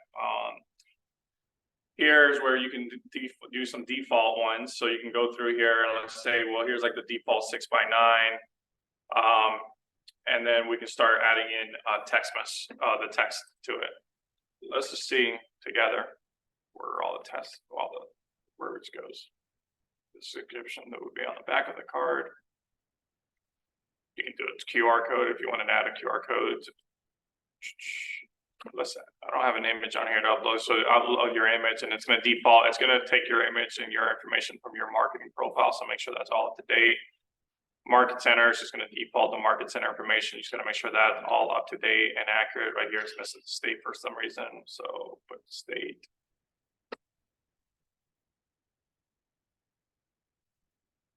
Well, again, what I recommend is design it in another platform.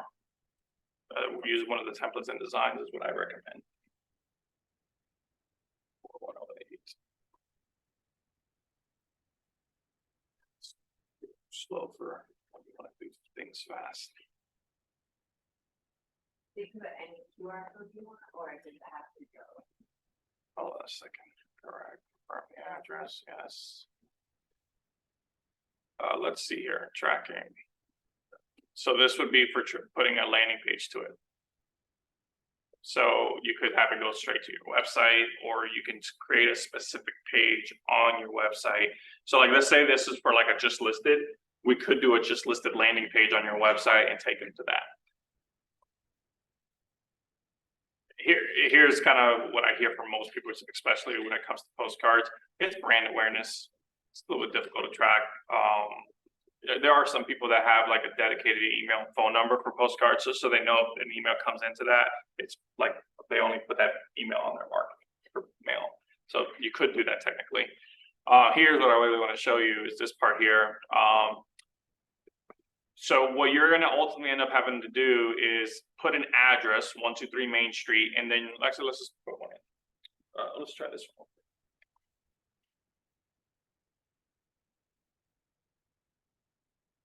Because it's not as fast. I'm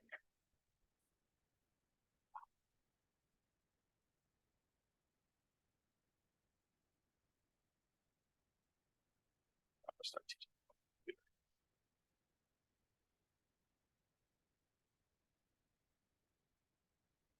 Anybody got a joke to tell? Wow, I look like a silly. Huh? No jokes? Come on. That's landmines. You tell jokes, they turn into landmines. All right.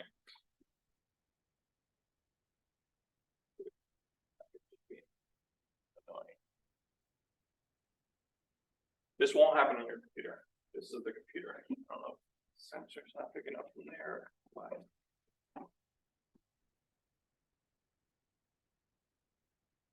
I give up. When you pick an address,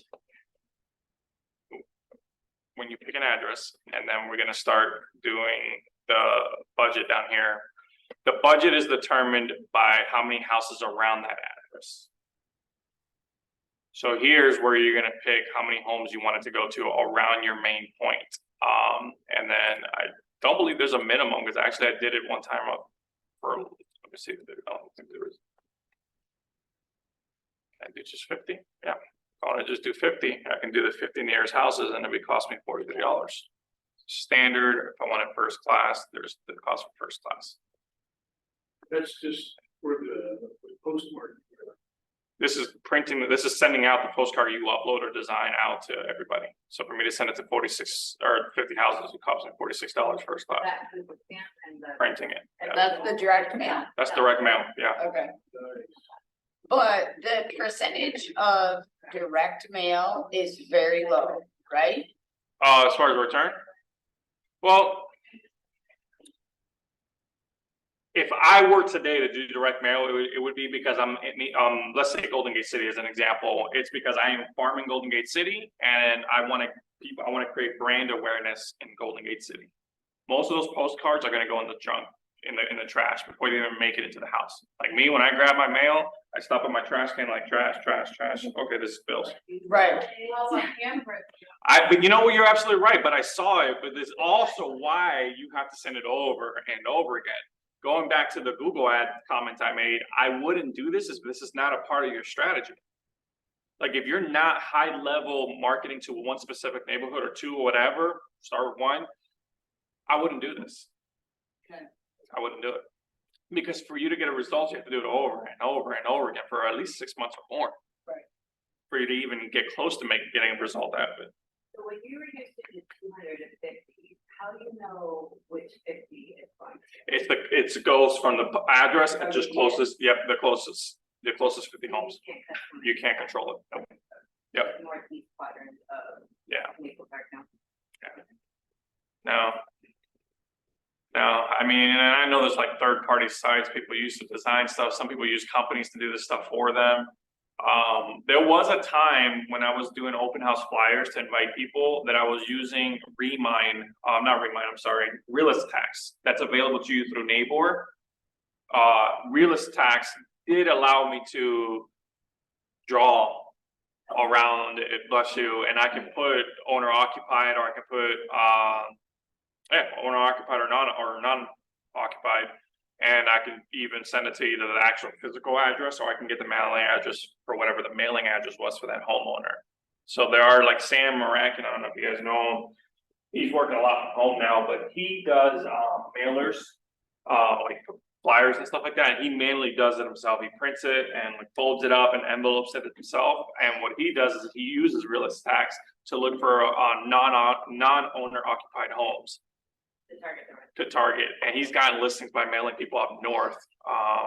And so I'm sure his call to action basically has always been like, hey, can you sell your place down here? Because a lot of those people, they're not living here, so they don't really have like a go-to person, or at least not like heavy cemented relationships sometimes. So Realist Tax is another platform you can use to get addresses. Remind, it's another software through Neighbor that we have. That's another one you could use as well.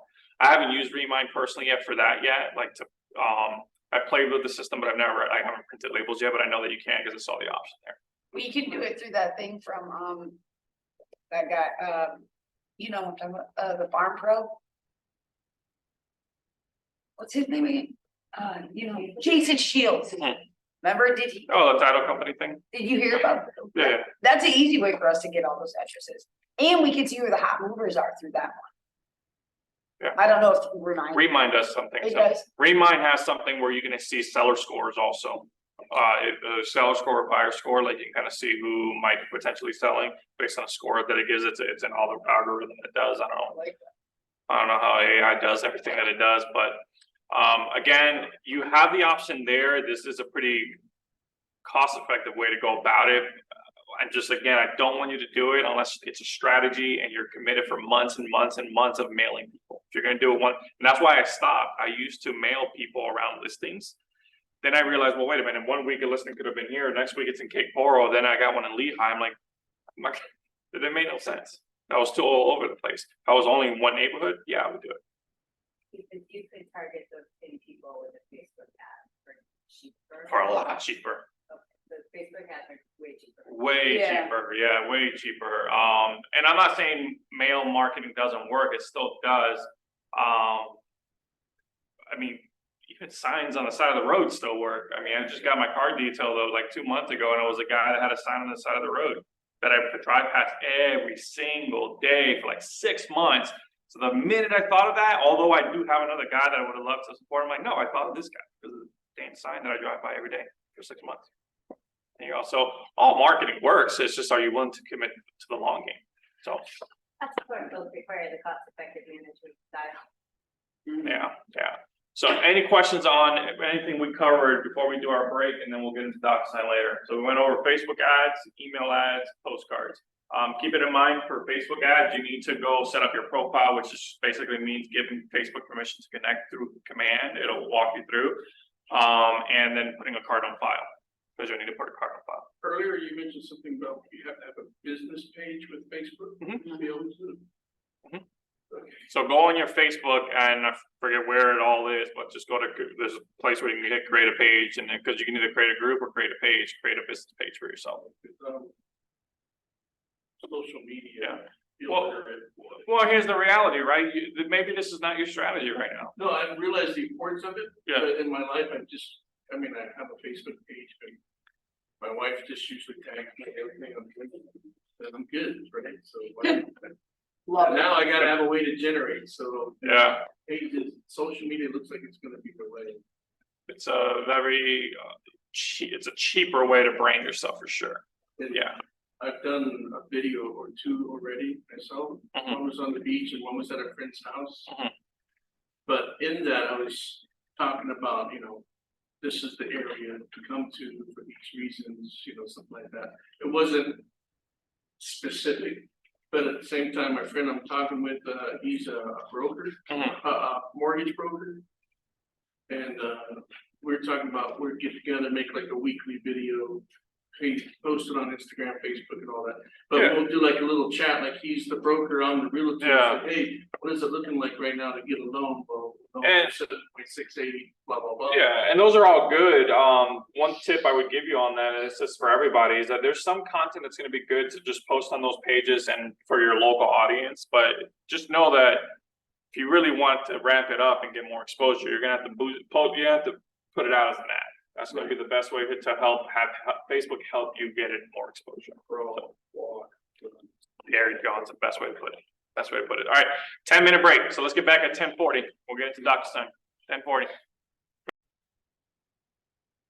All right, team. So we're back for the second half of Bootcamp today for DocuSign 101. Now, a kind of disclaimer from earlier. I know Jeff already went into some features of DocuSign at last week's class. Some of you were here, some of you were not here. We didn't have a scheduled class, so it's okay. I'm gonna go through it just like I normally was planning on doing so today. I did break this class down into two sections, 101 and 201. There are a lot of features within DocuSign. As I'm going through it, I find out like you guys are good. There's not a lot of questions, and I get to the end, and then I'll do 201 together, and then Jeff can just come in and do more contract stuff on Thursday. But we'll see how it goes. Fair enough? Yeah. All right, cool. Who feels really good at DocuSign? Is there like 1 to 10? Who's like a 10 here? Any 10s? Probably 10. 10? Not? No, 8, not 8, 9, 8, 9. 10. All right, who else? You're like, no.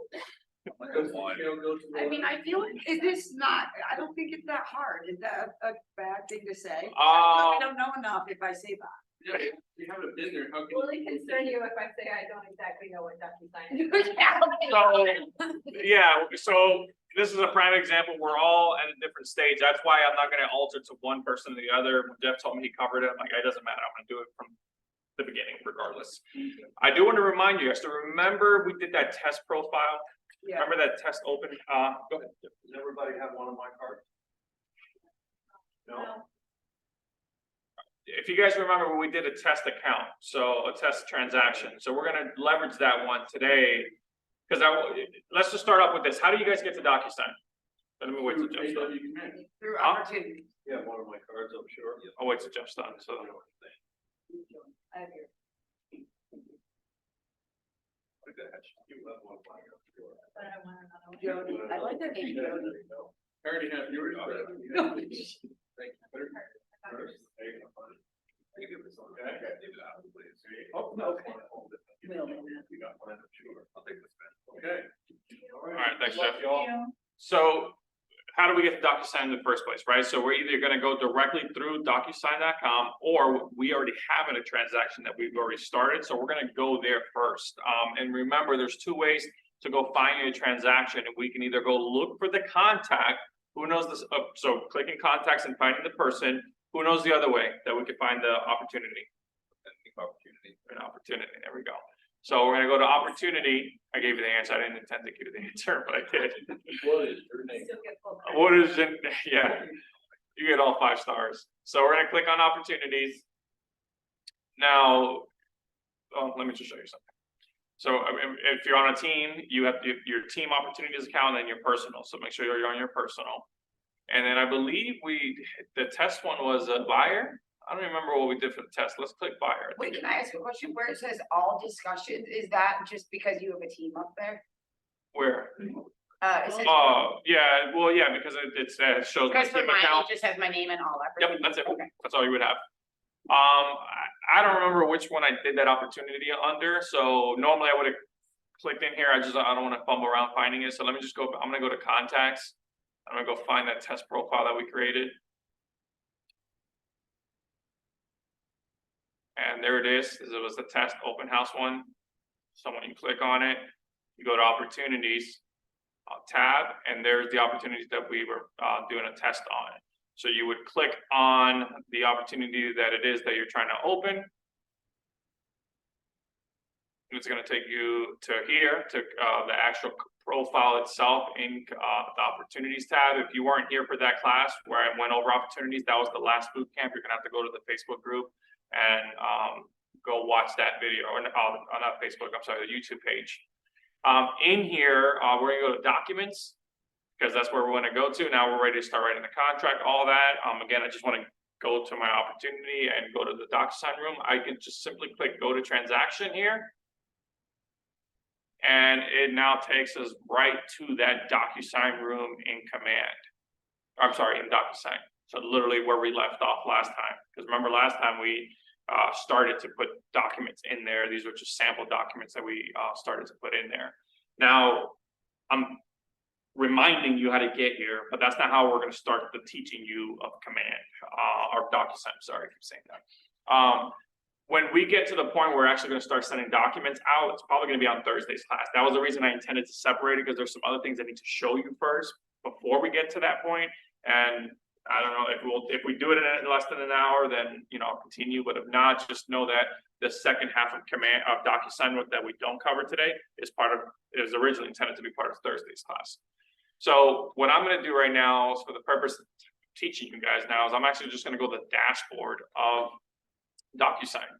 So you know all the features that are in there. So I'm actually I already had a separate window open for it. So let me just hit refresh here, make sure I'm still logged in, and we're gonna work off this first tab. You guys follow me, right? You know what I'm doing here? I just reminded you where to go, how to get to DocuSign again, either going straight to the website and or going to opportunity command. But right now, I just want to kind of from left to right start showing you a couple different features within DocuSign. So here's your DocuSign homepage. So before you can actually get to where your rooms are, where all your documents are for your contracts for your customers, you would actually have to click your photo up top here, and you would have to switch to rooms. But before I do that, I want to show you one feature that exists right here in the home page. So before I go to rooms, I just want to show you this. If you ever had a document sent to you that you just need to sign, you personally, this is where you would do it. Maybe it's not connected to a transaction. It's just something you want to electronically sign that someone has sent to you. You can do it right here under DocuSign e-signature. You can literally just hit start. You're going to sign a document. And you're going to upload whatever document it is you want to sign. So I'm just going to go and browse. I think there was one on the computer. I'm just going to take this right here. I'm going to hit open. I had to sign. It always has to be a PDF. Anything that you sign has to be PDF. And I'm going to hit sign. And it's going to take you to what's, for some of you, might be a familiar window. For others, it might not be. You continue here. And then I'm going to click signature on the left-hand side and put the signature wherever I need it. So let's hypothetically say I needed the signature right there. I'm going to hit finish. And now where do I want that to go? So I just signed signing the document to somebody, and I'm just sending it right back to them. This is for me personally, you personally as the agent. If you're signing something, like I'll give you an example of something you could end up needing to sign, an FHA addendum. All FHA addendums, so a deal that's going to have an FHA loan, requires you to have the listing agent signature and the buyer's agent signature, along with both buyer and seller. So that's an example of where maybe I would use this for that. But in all reality, you probably are going to send that out for signature within an actual room in command and opportunities in DocuSign. I'm going to have some a couple times because I got to get to pivot away from command now for a second. In a room in DocuSign, you would probably fill that paper out in the actual room. I've never really had a situation where I've had to use this feature. If I did, it's probably just for personal use. You know, I don't know, maybe I'm in a legal battle or something and I got to sign something for somebody. It's rarely most things that I sign are tied to a transaction. So I do it within the room where that transaction exists. Rarely do I do it here, but I want you to know that it exists. So you have it. Yeah, it's pretty neat to kind of have it. But now we're going to go to actual DocuSign rooms because we want to see where our transactions are, where we're actually going to be working. So you click their account up top and you switch to rooms.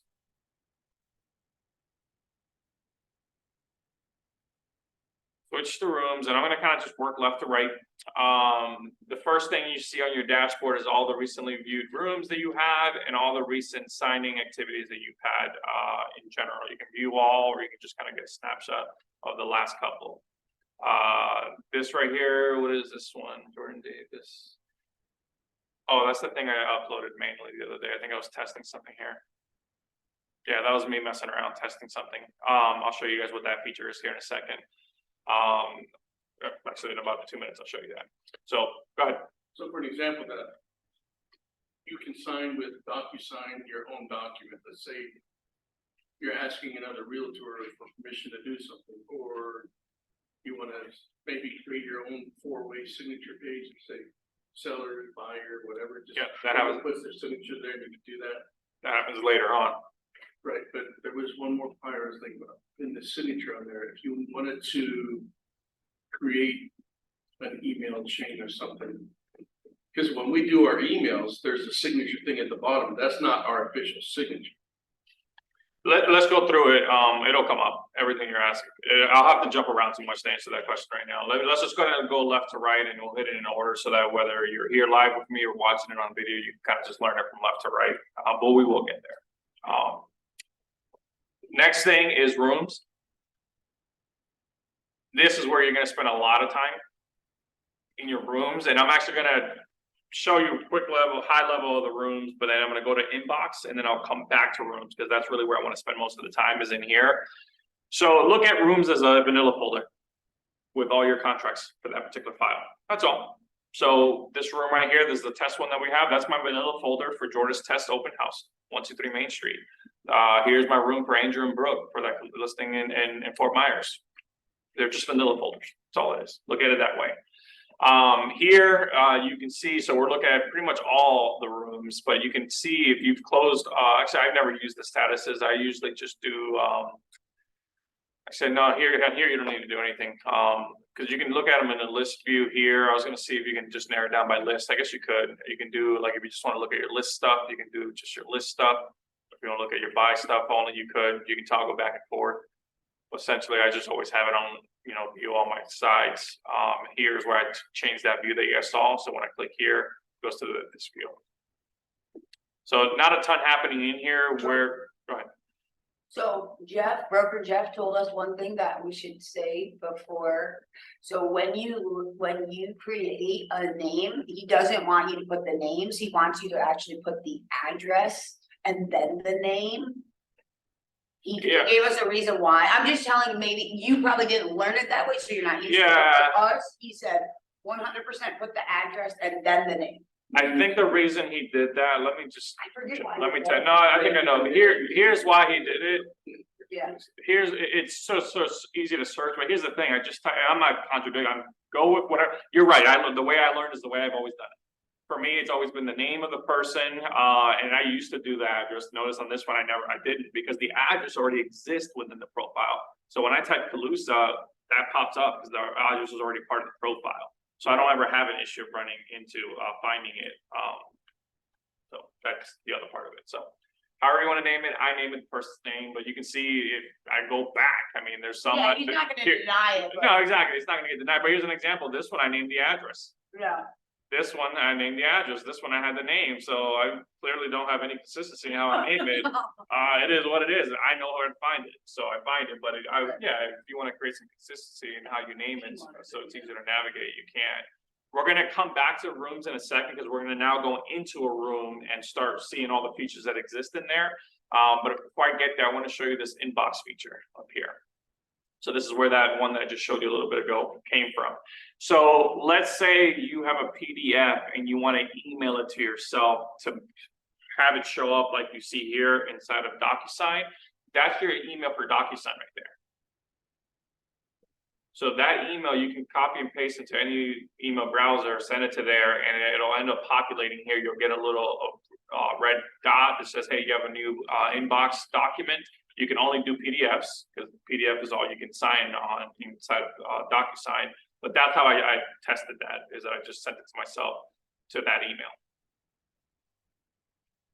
I'm trying to think of where it would make sense to do it this way versus downloading it. So like if somebody already sent me something in my email, I'd probably end up just downloading it and manually uploading it into the room. But maybe I have somebody that's gonna, hey, send me some documents. I'm like, hey, just send it here if I wanted it to go straight here. I want you to know it exists here. I've never used it. That's why I did a test one for you guys, because I never found the need to have it go directly there for me. I just upload it, or it's already in there in DocuSign for me. So you guys figure out if how you want to use that. If you want to use it, 7 years later, I still haven't used it because there hasn't been a need, but it exists, and I just wanted you to know it exists. Any questions? Okay, let's go back to rooms. And inside of rooms, what we're going to do, actually, let me check one more thing. I thought I wanted to show you something here. In my documents, these are all the folders are, you don't need to edit any of these because these are all folders that Jeff and the board pretty much has linked up. This is where all your This is why you have access to all the contracts that you do, because there's already folders there created for you that has all those documents from the two boards. So like most of us here are neighbor, so that's where all the documents are. But if I wanted to create a new packet for myself, I did want to show you that. If I wanted to have a new packet that I'm gonna just for right now call test, and I'm gonna say buyer consultation, maybe it's all the documents for a buyer consultation, and you want to have a separate one for that. Hit continue. And then I can go through the library and select all the documents that I want to have in that select. So let's say let's look for like the buyer, actually let's look for under neighbor selected. Let's look for the transaction broker notice. So that's something normally I have somebody sign at a buyer consultation. Let's say I wanted to add that document in there. So I hit save. And now I have a whole new folder that's called test buyer consultation, and it's gonna have all the document. I'm gonna build it up with all the documents I would want in there. This is equivalent to like what Jeff has done here with, like, for example, when I take a listing, I just go to the listing packet and the most common forms that I need are already in there. So this is if you want to go create some custom documents for yourself, if you found the need to. Is this like, the other thing where you post a packet to a public space for everyone? So like we can just find these, or do we have to manually? No, these are already gonna be created for you. All these that you saw here, minus this test one I just did, are already in the system. You don't need to go, none of you really need to go create this new package, because you already, when you go to back to rooms in a moment, you'll see all the documents in there. Maybe I'm not answering the question and it'll be answered when I go to rooms, but the main reason to go here and create a new one for yourselves is if you wanted to have a custom one that is better fit for you. I don't know, maybe you find that because there are sometimes, for example, when you take I'll get to you in a second. I'm trying to think which one it was. On one of these, I remember like I still have to go to the neighbor library to go find a particular document. I could technically remove that step if I just created my own room, my own folder that had all the documents that I know I need every time I take a listing. But pretty much it's there for you. That's what they exist. All those addendum things like the radon, Well, that's all in there. It's all in there. I personally, again, I'm showing you because I told you guys I just want to show you everything that's in DocuSign. I don't think any of you really need to go create new folders because the folders already exist. Well, use first. Go ahead. Let's say maybe for one of the folders where we talked about the waiving inspections, it's not in there. Yeah, so that's a good example. Yeah, there's a document that Jeff normally gives you guys. That would be a good example where you can put it in there. Like maybe you created addendums not already part of neighbor and far bar. You could create a whole separate folder for that just to have additional addendums. But generally, Jeff wants you to talk to him. I think that's the reason he has it that way. Like he emailed me and told me. Yeah, that's why. So I only have 2 of them on here. Would you Oh. recommend that we have all of these here? So I think you're not probably set up yet, is why. Yeah, there's a step that has to happen for you. That we have. Wait. Yeah, well, you and I can probably do it when we're done today. You have a few minutes. Yeah, we can do it today. All right, I just wanted to show you that. So I'm gonna leave it. I'm gonna leave that test one for the future. I'm gonna go back to rooms. And we're gonna go into the test room that we've been working on from earlier in the classes.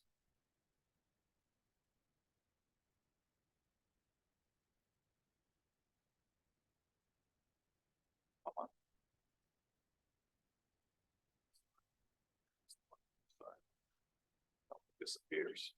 There we go. All right, I'm just gonna work left to right. This is the part that I think was gonna cause me to not be able to actually send a document out today, and I don't wanna rush anything. So when you open up your room, by default, I just wanna remind you guys that the name of the room is gonna default to whatever it was set up in command when you created the opportunity. Could you change it here? You could. If I wanted to change the name of this, I just simply hit edit. And now I start being able to edit all these fields that are in there. So I'm gonna go through a couple of them. So let's just say hypothetically, I don't wanna name it that anymore. I could pick out what I don't want. And I can hit save and it'll redo it for me.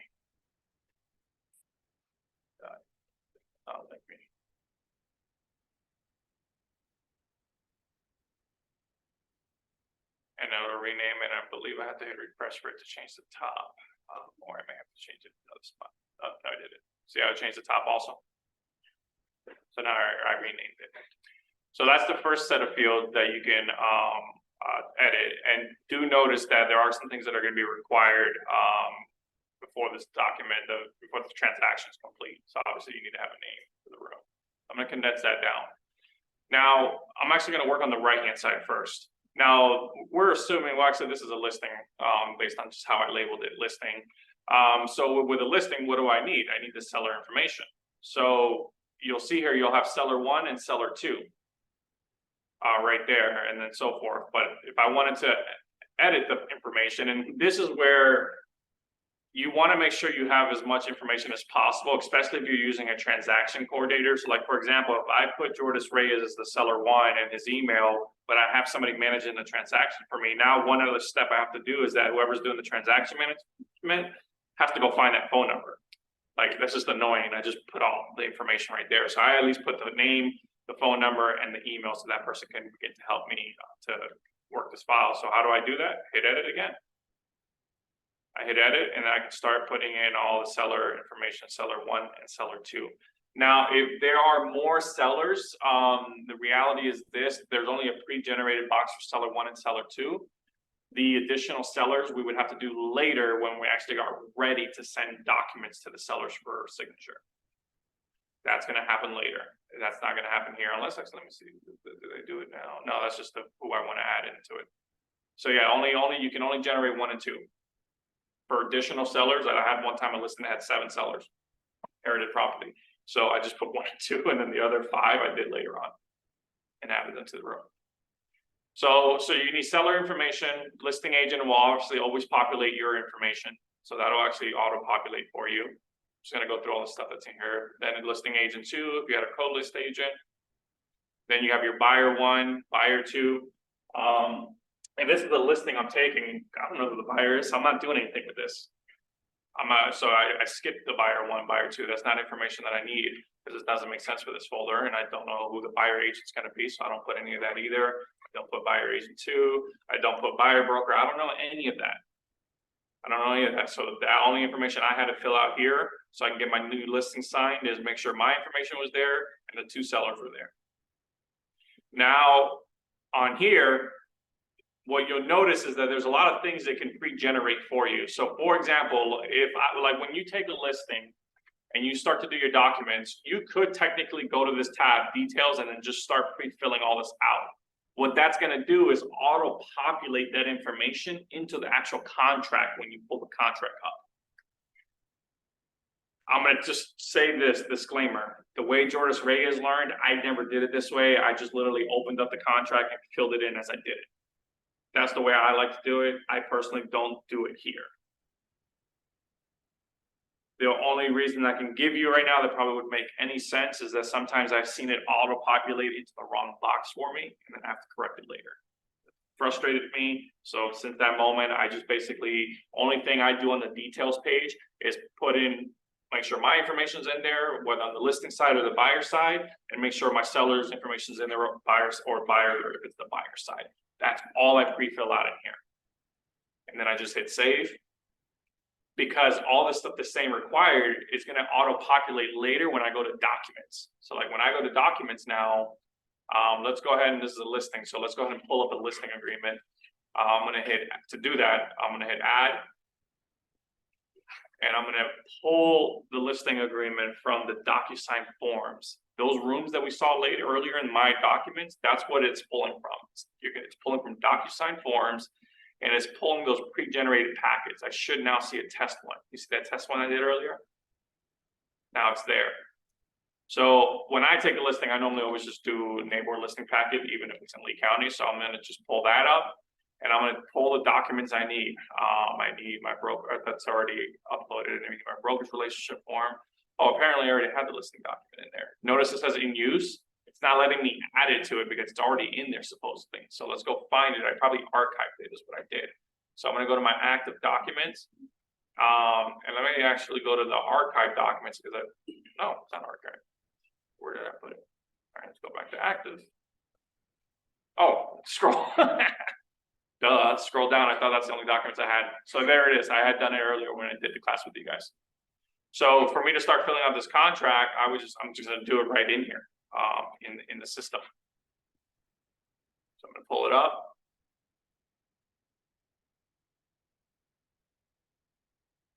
And I'm just gonna start pre-filling everything out. Let's say, for example, in that details page at the beginning, I didn't put my seller information. It would populate it now, that's just the name, because it's asking for it right here. But what am I still missing? If I didn't add the customer information at the beginning of the transaction, before I started filling out the paperwork, if I put the name in here, it's gonna populate it for me automatically, but what piece of information is still missing? Email. We don't have an email, so it's not gonna let us send it out for email later. So that's why I just do it at the beginning, just to make sure it's all good, ready to go. And it actually auto-populated. So this is what I meant by auto-populating. The reason this is there is because it had populated it from the details page. So I generally only wanted to populate my info and the seller's info. From there, I'm going through and filling out this contract. Obviously, we're not doing that today. That was Jeff's part. I think most of you, I think by now should know how to do a contract based on those classes. If you don't, then please revisit those videos from those days and start, actually filling one out. I think I gave you guys the suggestion, have the contract on paper printed and highlight everything that has a fill in the blank so that at least for the first couple of times you write a deal, where you should be filling in a blank or checking a box off. So go ahead. Are you the point man for getting us set up on the printers and things? No. Maria.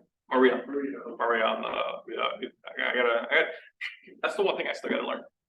7 years, I never had to set up a typer before. I gotta learn that part. Maria can't help.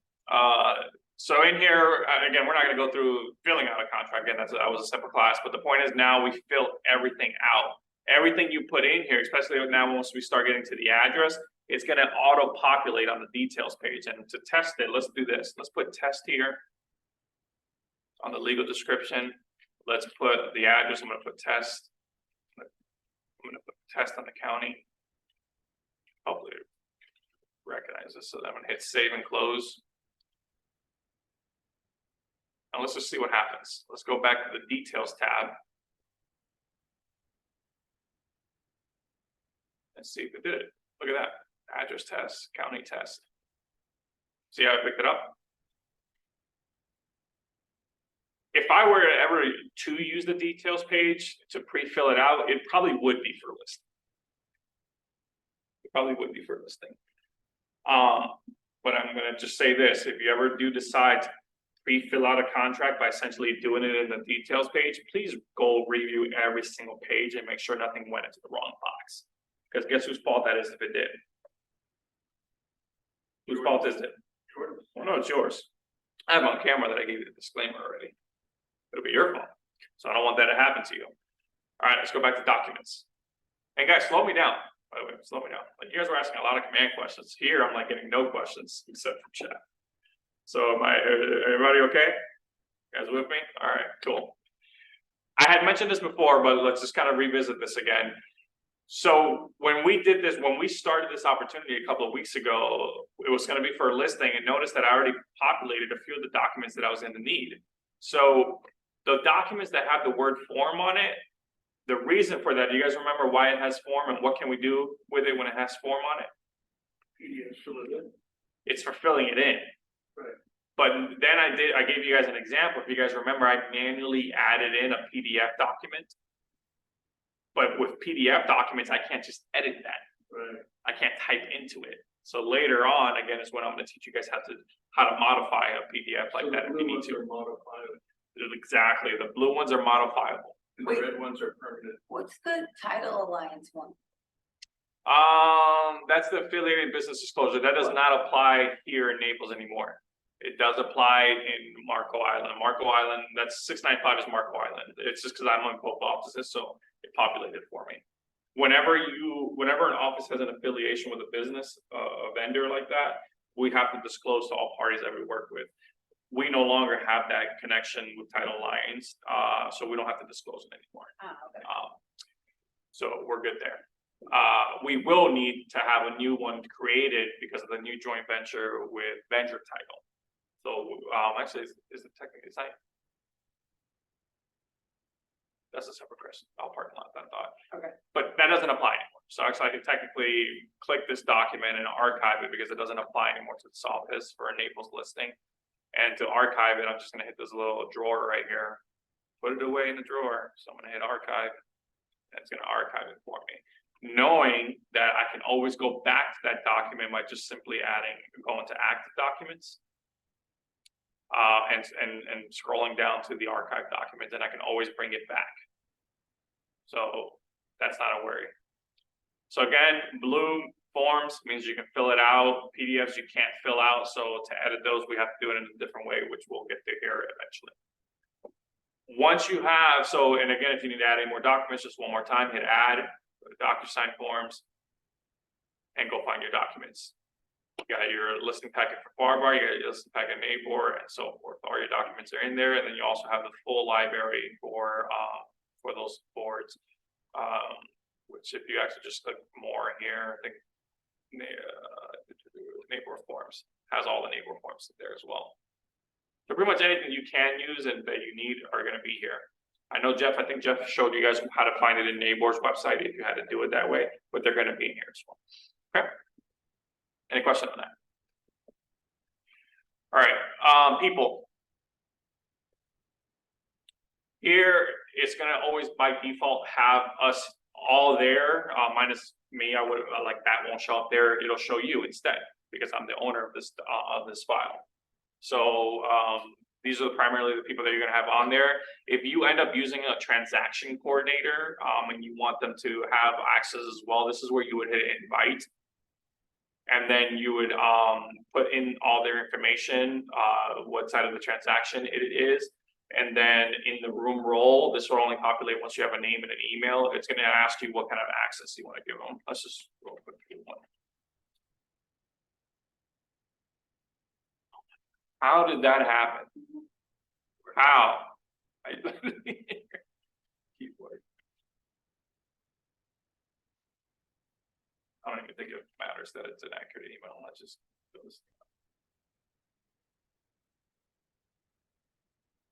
I'm gonna just say this right now. Don't buy a Logi keyboard. I have one at home and it gives me the same problem sometimes. So it's just a Microsoft one.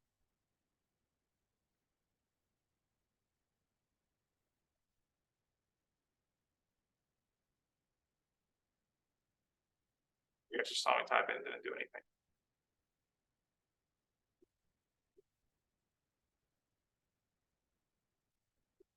I'm trying to just show you guys something. This thing is not letting me. Let's see if it'll pick it up. Just I need to sit closer or something. Jesus. Oh no, I do. I use it all the time. That's my don't tell me. Bad Boys. USA, yeah.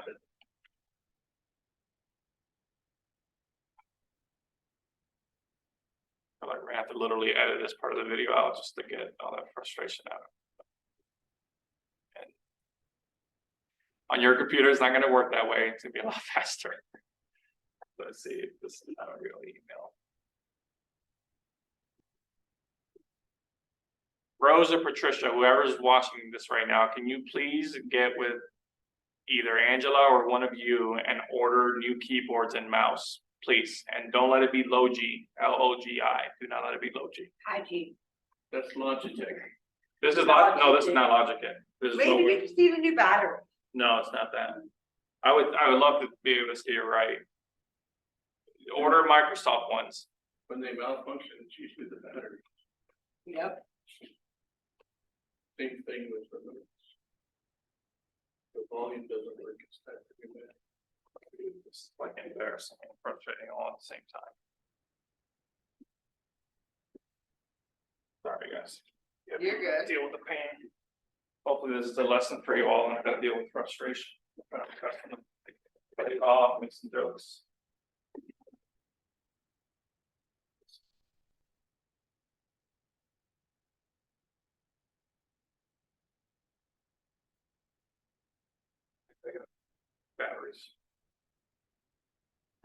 just log myself out.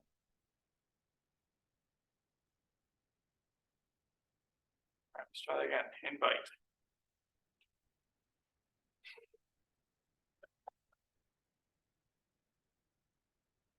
Oh God, I'm gonna skip that part. Here's what I wanted to show you. This menu will pop up once you have a full email, a full name, and you've picked out what side of the transaction it's on. No, it won't give it to you until you do that. In there, make sure you give them full access. If you want your transaction coordinator to have full access, they'll give you different options there of what you can do so that you can And invite. that's where you also delegate by giving them full access. Yes, that's, well, yeah, that's how they'll be able. That is the delegation. Yeah, well, I don't know if what you're saying is you're telling them, hey, go talk to whoever you use as a transaction coordinator, say, how do you want to do exchange of files? How do you want that done? One that I used before, I basically would just send them the invite. They used their own DocuSign account, but they had access to my file because I invited them to it. Right. Yeah.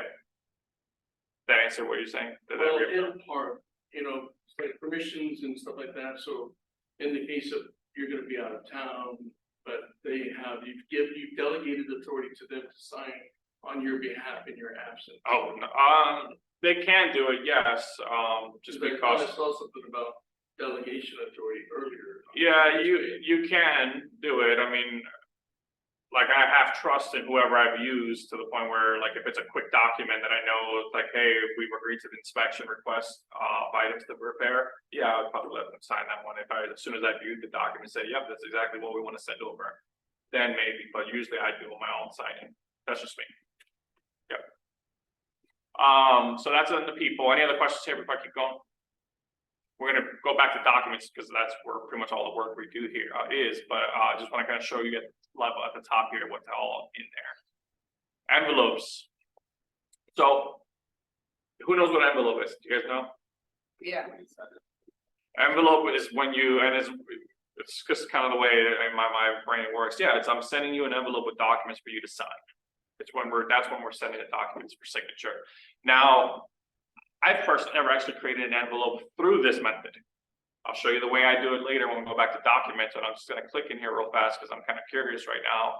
Why would somebody create a document, an envelope in this method versus the other method? I'm gonna show you guys. So let me just see. Okay, I get it. So what this method, okay, I know how this would be beneficial. Let's say so this was a listing, right? Okay, we've already listed the property and the buyer's agent sent me an offer. I talked to my sellers, they've said, yes, Jordas, I'll take the offer. Okay, so in that email, I've downloaded already the documents.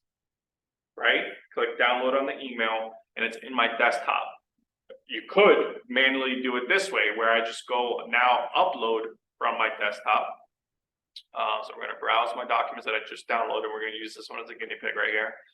I'm going to hit open. And if I have additional documents to do, this is where I would add all those documents.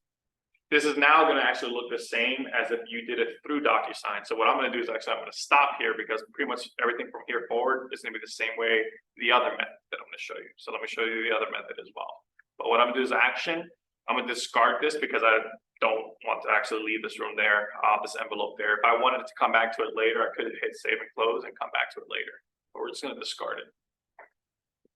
I don't want to have a random document there in envelopes. So notice nothing's there.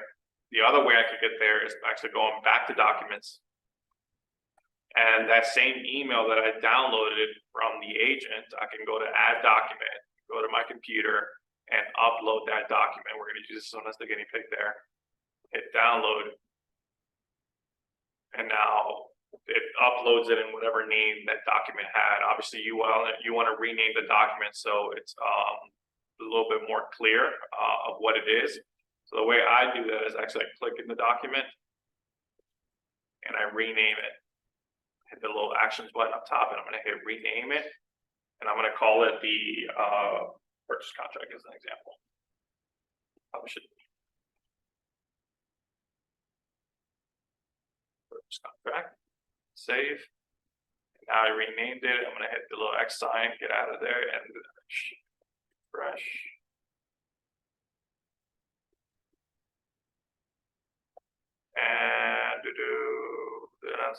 save that as a different one. Did I click something? Weird, why did I do that? Hold on, I wanna know why I did that. You downloaded it first. And then you made it. That's weird, hold on. I don't know if you guys caught that, what it did. Somebody catch that, or is it just me going crazy? Hit refresh. It duplicated it, let me see if it does the same thing here. See how that one just says test? That's what should have happened, and it is what happened. No, this one for some reason it duplicated it, not sure. Why I did that, it should have normally just whatever you rename it would have left it as one document, but let's just kind of go off of this one that I renamed. So let's create an envelope now of us sending this out to signature to this listing or the sellers now. Because remember, I can't type it on this document, plus there's nothing for me to type. The offer is the offer, and now we're just basically getting executed. So we're gonna click on the document that we want signed. Let's say it's the purchase contract here. And we're gonna create an envelope, and which button do you think up here that I would have to click on to create an envelope? Remember, what's an envelope? Sending something out for signature, so which button do you think up here I would have to hit to do that? I'm clicking on. Anyone else? What was the question? Oh, I know, it's the pencil. It's the pencil. The button, the envelope is literally emailing this to somebody. So like if I wanted to hit email here, I could put somebody's email there, put whatever the subject there or the message in that email is gonna look like, and then it's just emailing them that document. So that's to manually send somebody a document. But here's the thing, I've seen agents confuse that for thinking that they sent it out for email signature. That is not an email signature. All you did was send them the documents to look at as a PDF attachment. So the answer is, and then this is if you want to print it, this is if you want to download it, delete it, archive, because you don't want to see it on your active documents. But what we're doing right now is we are creating an envelope. So we're going to create an envelope, and it's going to take us back to a familiar screen that you saw a few minutes ago. I may be able to actually cover all of DocuSign in this one class. I think it might be okay. All right, so remember earlier we were here where we manually added the document. Here we can add additional documents if there were, then maybe there's something else I forgot to add here and I need to upload it. So maybe if I want to upload and browse again for my computer, I'm just gonna pick on this one here. Let's save that contract right there. There it is. All the documents you're gonna want to get signed, you want to have it in here first before you start. Then the next step is the recipients. Now, these are gonna first pull up, you're gonna click the little contact card there, and you're gonna go through, and it's gonna be the participants that are your room contacts. That's where you're gonna want to go. The room participants are like the us leadership that's on it, Jeff, the broker, obviously, Joni eventually will be in there, and anybody you invited. Room contacts are gonna be the buyer, seller, whoever the party is. You can see by the contact type over here. Remember the name from the beginning when we started? Seller 1, seller 2, seller buyer 1, buyer 2. So I would click my two parties that are gonna, actually I gotta do one at a time actually. So hit the first one, seller 1, hit apply. Now I got another recipient I have to add, so I'm gonna add one more person, and I'm gonna add seller 2. Click the contact, go to room contacts, I'm gonna put now seller 2 in the second box. So now I have the two sellers. I'm gonna, for this example, pretend that I need to sign something as well, because maybe there's an FHA addendum, so then I would just add recipient. And I add myself. I'm gonna click the little contact card, and now I'm gonna click myself and add me in there. Each unique person has a unique color. That's gonna be important later when we're adding in signatures and initials to make sure you're putting the right people in there. And then if you wanted to set a signing order, like for example, if Jordas 1 here has to sign first, then Jordas 2, and then me, you could. I had to do this one time where the son was like the last decision maker. So like the mom looked at it first, the sister looked at it, and then once those two signed, then the son looked at it and he signed. Sometimes you may have a unique situation like that. For the most part, it's rare. But if there was a reason, this is how you, or a request for that, this is where you would do it. If not, you just unclick that box, and it's just going to send it to everybody at the same time, and they can all sign. Any questions before you go on that? Good. Notice how here it says needs to sign. There are different assignments you can give people. So, I've never had to use any of these because usually if I'm sending to somebody, it's because I need them to sign it. But if I did use any of this, would probably be like needs to review. Like if somebody just needs to receive the contract. Actually, this is what builders do. When a builder's doing a contract with a customer, because notice that with a builder, you don't do anything. But you want to review the contract, plus your buyers are probably asking for you to review it. This is one way that a builder could send it to you. They could put your email in there and says, okay, I just need Jordas to review. And I can assign different pieces here. If I need somebody just to receive a copy of it, I could do that too as well. For the most part, most of you will likely just use needs to sign or needs to review. Any question on that? Notice the allow to edit button. I usually don't do that either. Usually if I'm setting a contract, it's like it's ready to go. There's nothing I don't want any changes being made. So for the most part, you'll use those two features. Good. Good. This is, remember the scenario I gave you guys at 7 sellers? Remember the 7 seller scenario I gave you? This is where I would have to add now the addition. So I have in this scenario, myself and 2 sellers. This is where I would add all the other additional people. So when I add a new box, I'm literally just typing in the name now. Typing the name, putting an email, let's link one up real quick. And then there we go. Now I have that one. Now I want to do another one. Oh, did I hit save? When you send it to Jeff There it is. Jones, Joe make Testa, sure you there. send it to the right Jeff Jones, because I sent it to one in Oklahoma.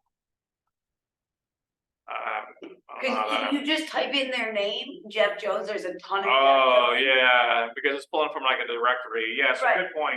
I always click contact and I go to my participant or room contacts. That's it. So this is where I would click Jeff. If Jeff needed to sign something for me, I'm going to room participant, Jeff, apply, and now I just added Jeff there as well. Notice how everybody's getting a different color.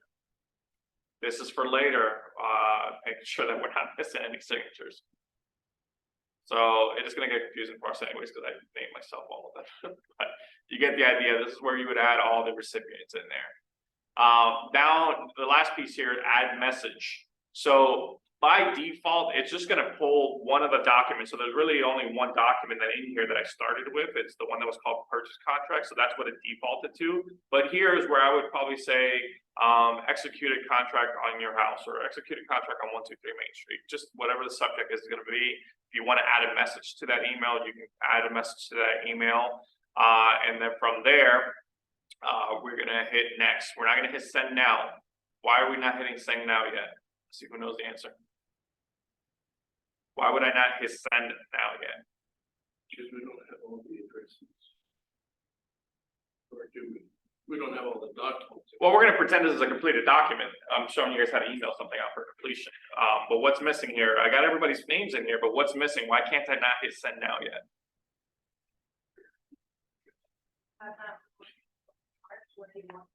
I have not marked yet where I want them to sign. Hit next. Here is where now you'll be able to see the documents that are being sent out, like what, and so if you notice here, there's 2 documents.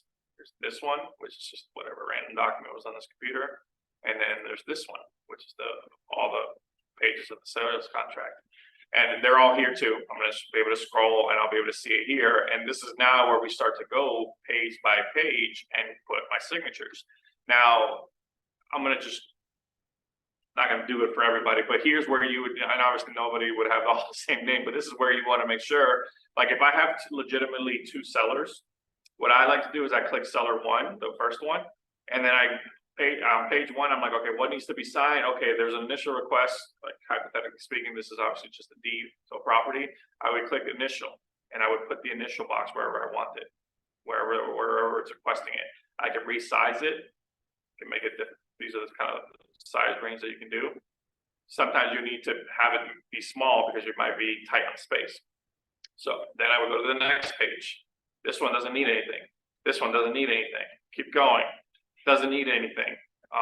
Like if it was a bar contract contracts require an initial on each page. So if it was bar, I would have to literally put an initial in the box where it's needed. If it was a far right contract. Right now, I'm just showing you what's all possible. And all I'm doing is clicking on it. I'm scrolling to where I want it and clicking where I want it. And clicking off of it. If I wanted to move it, I can move it over here as well. So you can put exactly where you need it. Now let's look at a signature, this one. Right here where we get to the signature box. So seller, I would then click signature. And I would put it in there. And I always thought weird, I like to resize it to the right size.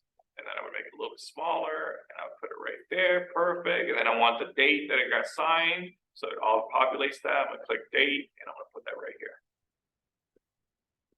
Let's just pretend, well, this is the last page. Now all my buyer seller one is done. Now I gotta toggle over to the next person that needs to sign. So up to you.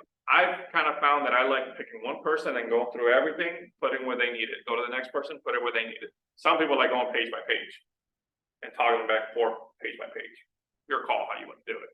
I'm gonna toggle to the next buyer or next seller and do the same thing. Now it's another color. So now I know that I'm not messing up and doing duplicates. Date signed. And then I'm gonna go back through all the documents and put my boxes wherever I need. Maybe there's an initial I need, put the initial there.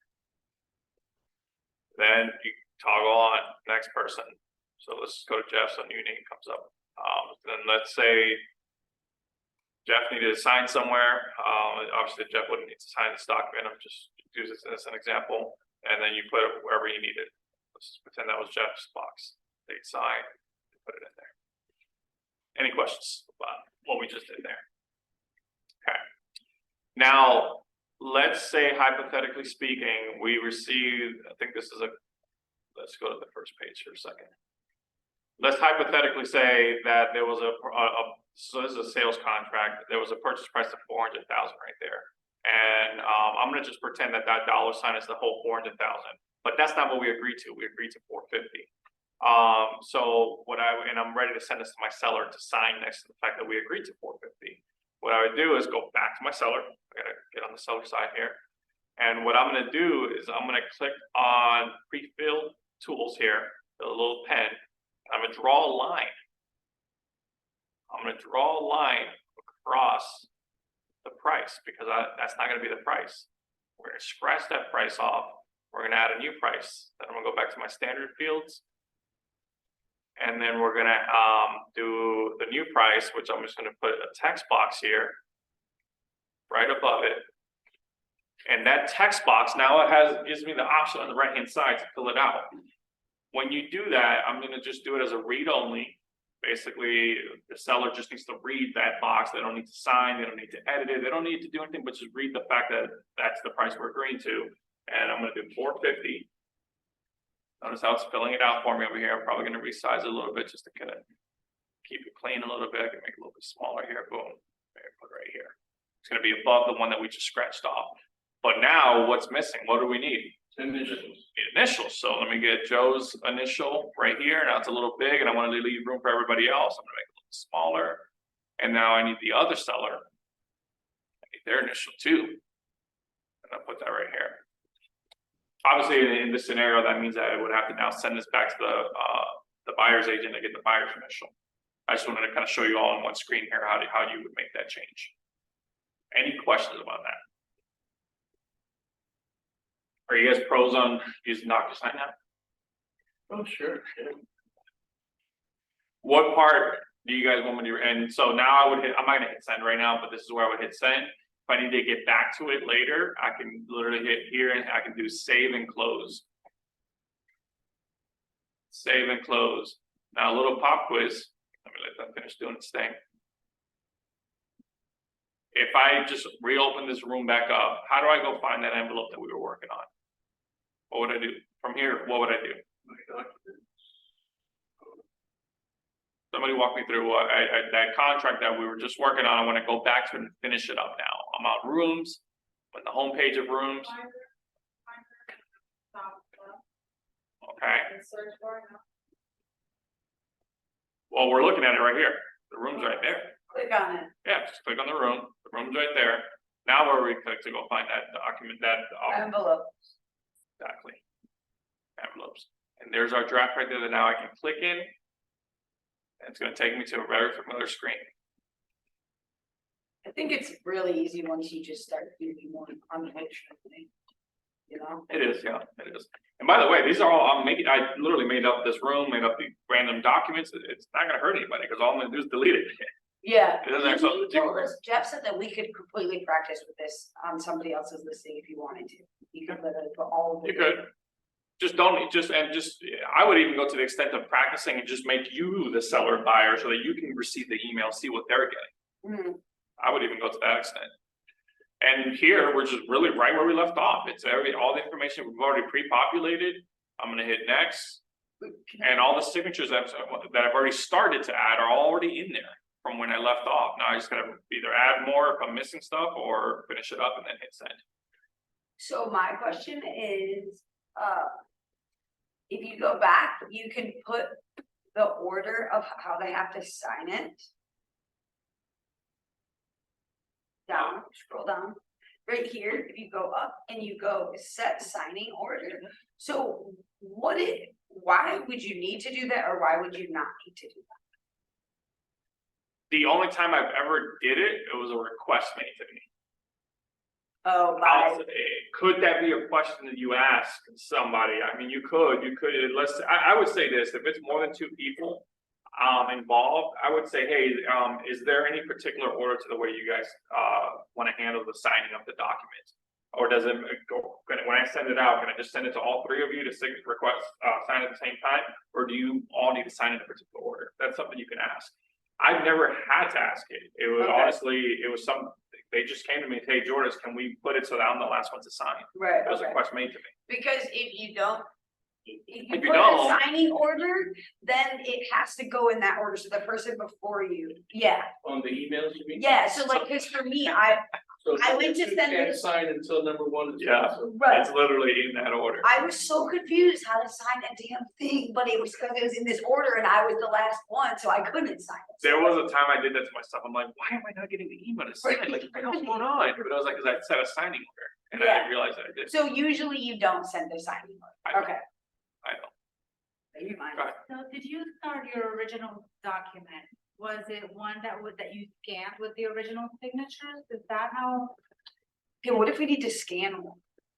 Can you let's say, And- I have a listing agreement, right? And and so he signed the contract On paper. on paper, and I want to continue working with that document. Can I scan it and then convert it to a document that can be signed? No. No. Well, any document can be signed. You can't fill it out. Like if there was a section that needed to be filled out, just like we had, remember earlier when we typed into the contract itself, you wouldn't be able to do that. That can only It happen. had to be done first in order to scan it, right? Well, no, let's just go back to this scenario. You printed out the contract, you did it by hand, they signed it by hand, you came back to the office, you scanned it to yourself as a PDF now. A PDF, you can't edit anything on it. You have to do just what we did here. So like hypothetically, if I needed to make it, let's just hit next here for a second. Let's pretend, this is literally a PDF. I can't type in this document. I can't type in here. This is not an editable form. But you can sign this. But I can sign it, and if I had to add something to it, I could. If I needed to scratch something off because it doesn't apply, I would have to literally scratch it off so that it is clear that this doesn't apply anymore. Because you can no longer type into and edit it or edit a PDF. Okay, so let's say Uh-huh. I have it all filled out Uh-huh. and signed by the seller. I can upload it here and still send it to the agent buyer.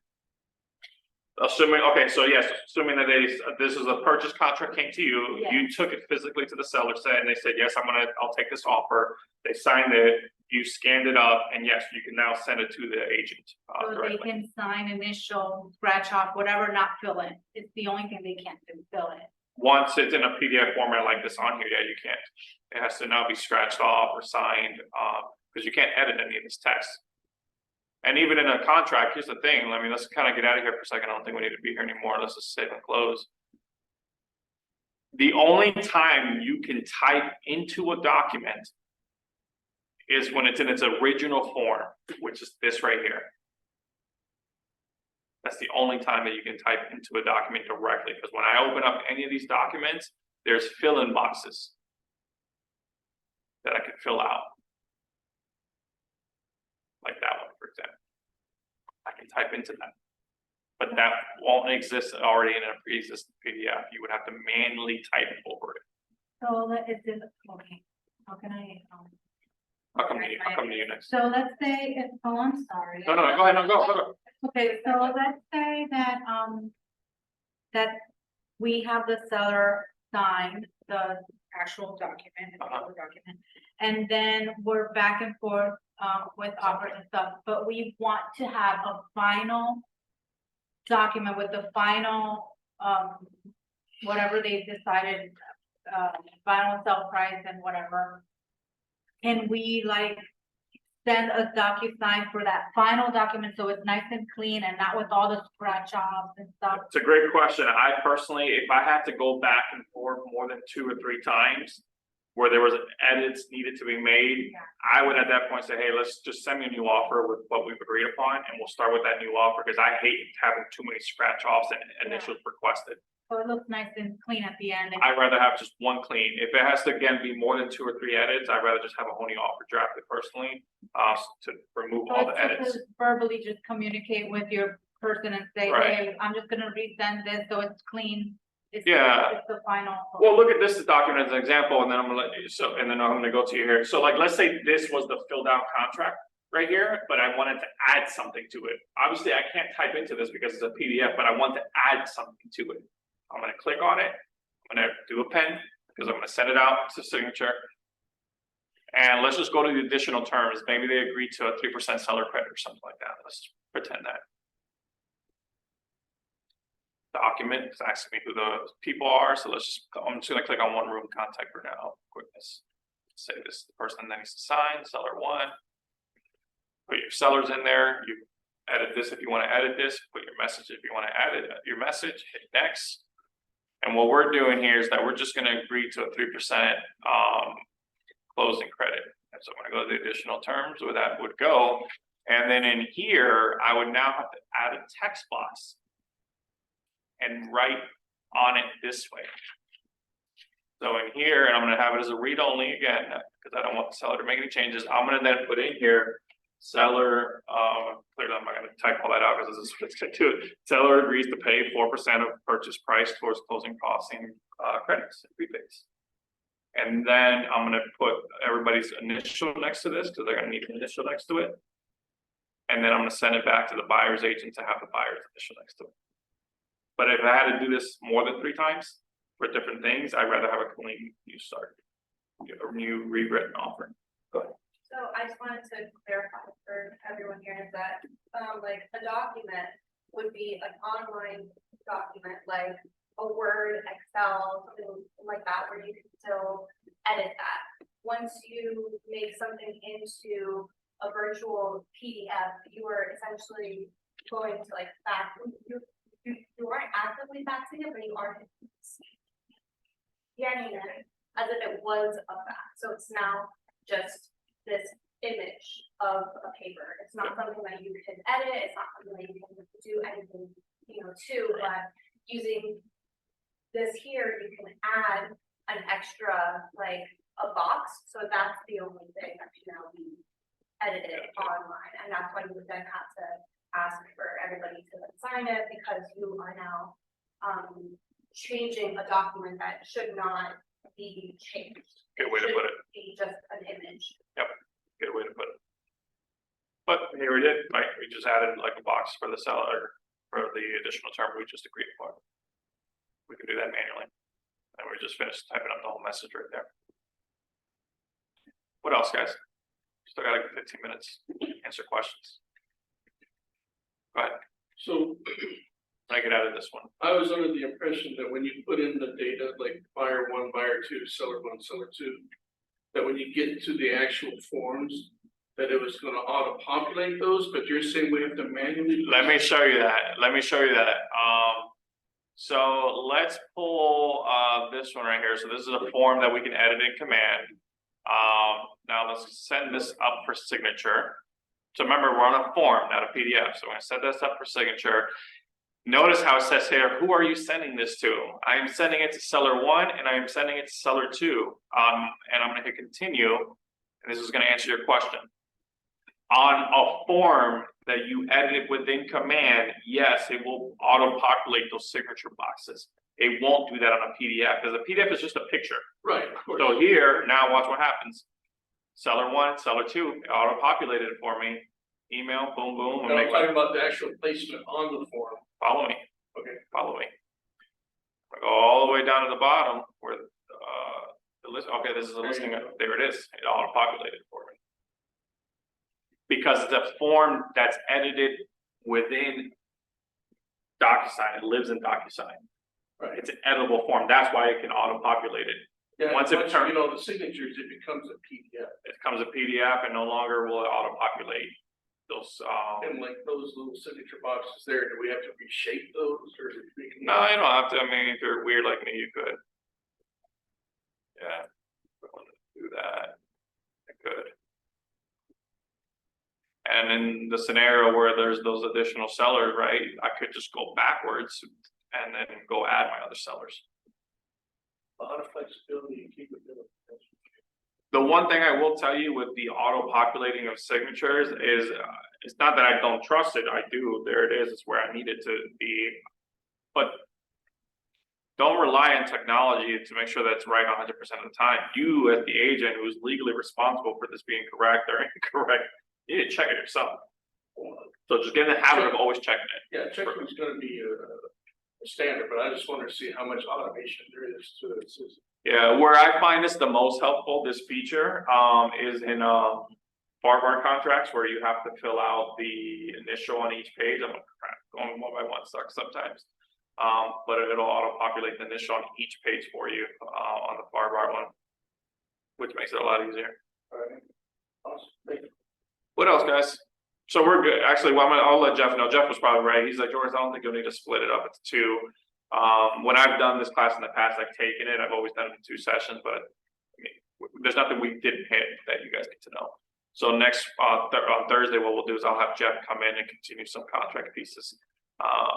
So I don't bore you with more DocuSign. What else? Got 9 minutes. Want to eat it up or we're good? We're good. We're good? Everybody's good? All right, I'll hang around. So if anybody just has a one-off question they want to ask me personally, I'll just hang out here. Go ahead and stop recording. We're good. Thank you guys for tuning in.